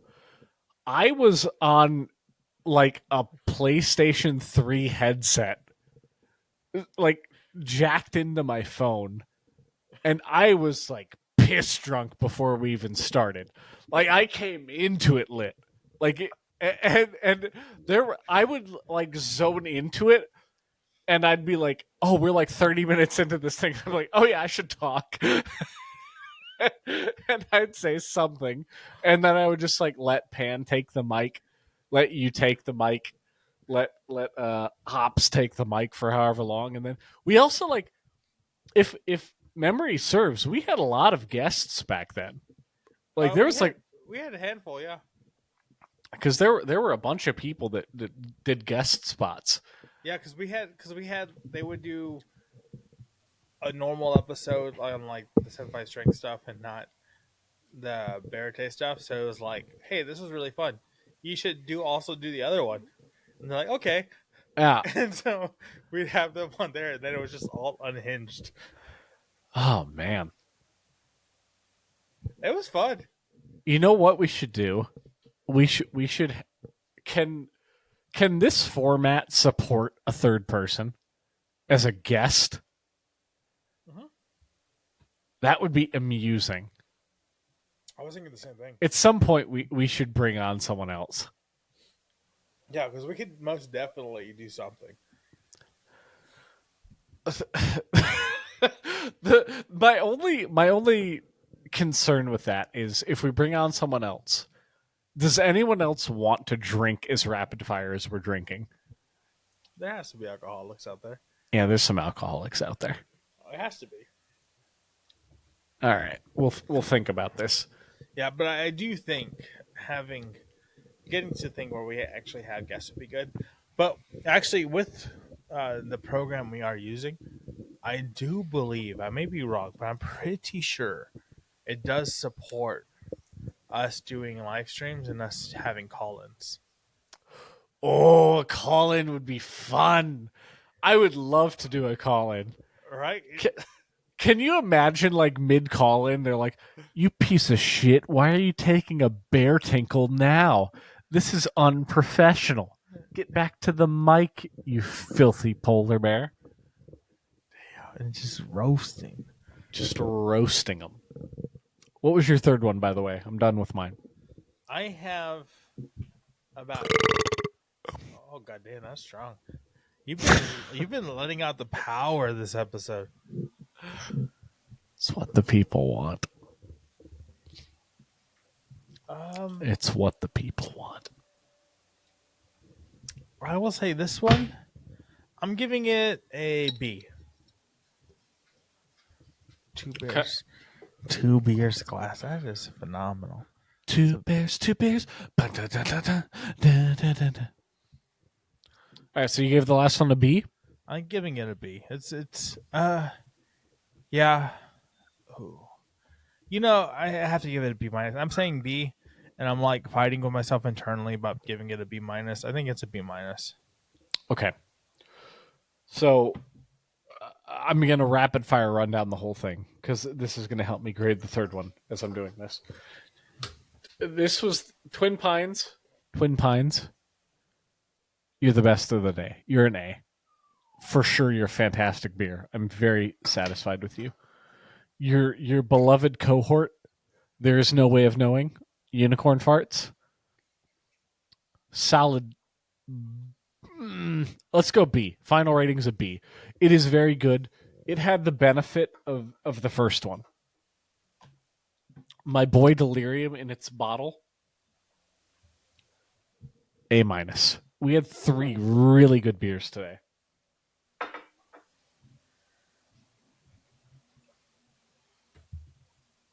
Yeah. And thank you for the vessel. Beautiful, beautiful vessel. And we're not talking about one of my favorite bands, Sleep Token. We're talking about that beer with the fluted bottom. Look at the grip. Look at the grip on that thing. Look at the grip on that. Forget about it. Forget about it. It's a beautiful grip. Beautiful, beautiful grip. All right. All right. So what was your last one was a B. I can't remember your first couple. Oh shit. Was Conscious a B minus? Conscious was a B minus, right? Okay. A fucking plus. Tiger Blood, A plus. So you can't say nothing. Oregon, you got it right here in Portland. Well done, Tiger Blood. Rainbows Are Real, B minus. Solid. Good job, Clown Shoes. You try it, you're gonna enjoy it. Delicious. Duck Fruits, A plus art. Martin House, you fucking hit it. That is really good art. Every single time you hit it out of the fucking park. I love Martin House and all their art endeavors. This one here is a B minus. I think you ran. You had the misfortune of fate, and you were you had to. You were the predecessor of 2 strong fucking beers before you.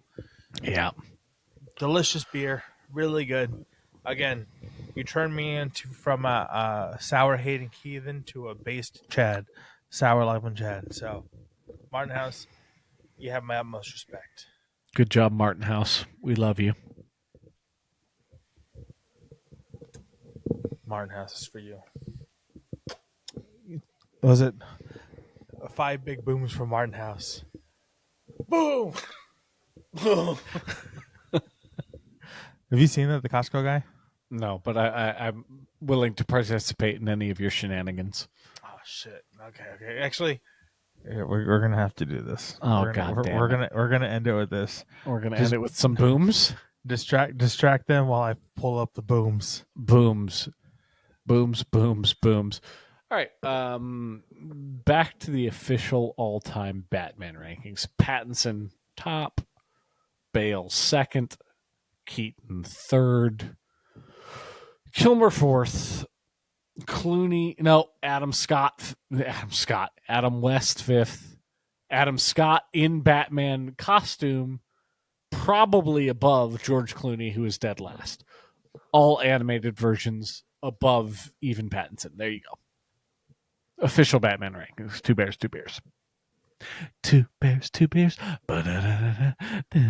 All right, we are gonna end it with this. I'm surprised. no, you wait. I'm surprised. I'll wait. Actually, I'm gonna make this play. Who are you telling to wait? Me or your adoring listeners? Everybody, the adoring listeners. Adoring listeners, you fucking wait. So we're going to end this episode on a strong, explosive ending. Old Ice Bear here is not chronically online like I am, apparently. So he's never seen the 5 big booms. I have So not. we're going to end this episode on a high point. 5 big booms. Are you ready for this? I'm ready for this. This here is 5 big booms. 5 big booms. All right, it's a lad sticking his tongue out and his child. Here It's a guy with Costco. his. Your real one for this. He gets for making 5 this guy.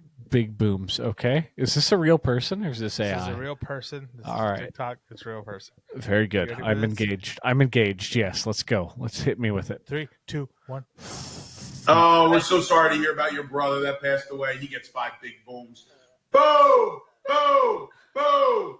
Boom! Boom! Whose brother died? What happened? So that Why were there so many booms, and why did they want my eardrums to rupture? Sorry, I raised it up max capacity for that one. I'm sorry, but yeah, it's like, Jesus.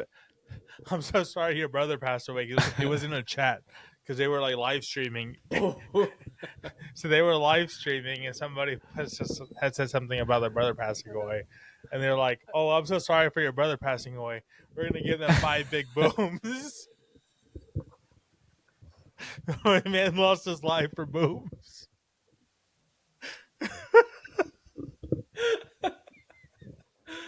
All right. So, all right.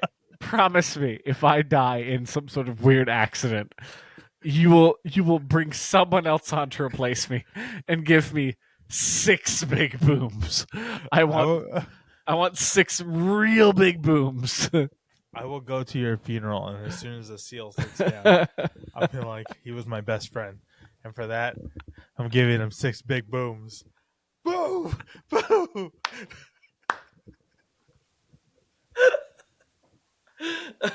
If there is an afterlife, I will be cackling up a storm. Oh, amazing. With that, denizens, we love you. We love you a great. lot. I am sorry for going long. I'm not sorry. Again, it just happens. Neither am I. I really hope. You know, a lot of people would be happy about 2 fellas going longer than they expected. You know, Some people would pay top dollar for going longer than they expected. not our misses, though.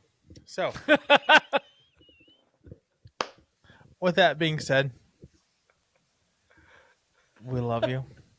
You're beautiful. Thank you for listening. Thank you for, I hope you had a Horford too. With that, do you have any final words, or should we just cue in the music? Bring in the end credits. A 1, a 2, a squiddly diddly do. 2 bears. You just listened to episode 5 of the 2B2B podcast. If you watch on YouTube, give us a subscribe. If you're Rumble, we're even more desperate. We'll do even more. and tired of looking at these less than beautiful faces, you can listen to these beautiful, buttery smooth voices on Spotify, Apple, or any other podcast platforms that aren't those. And if you do, give us a like, follow us, give us a 5-star review. Because again, we're desperate.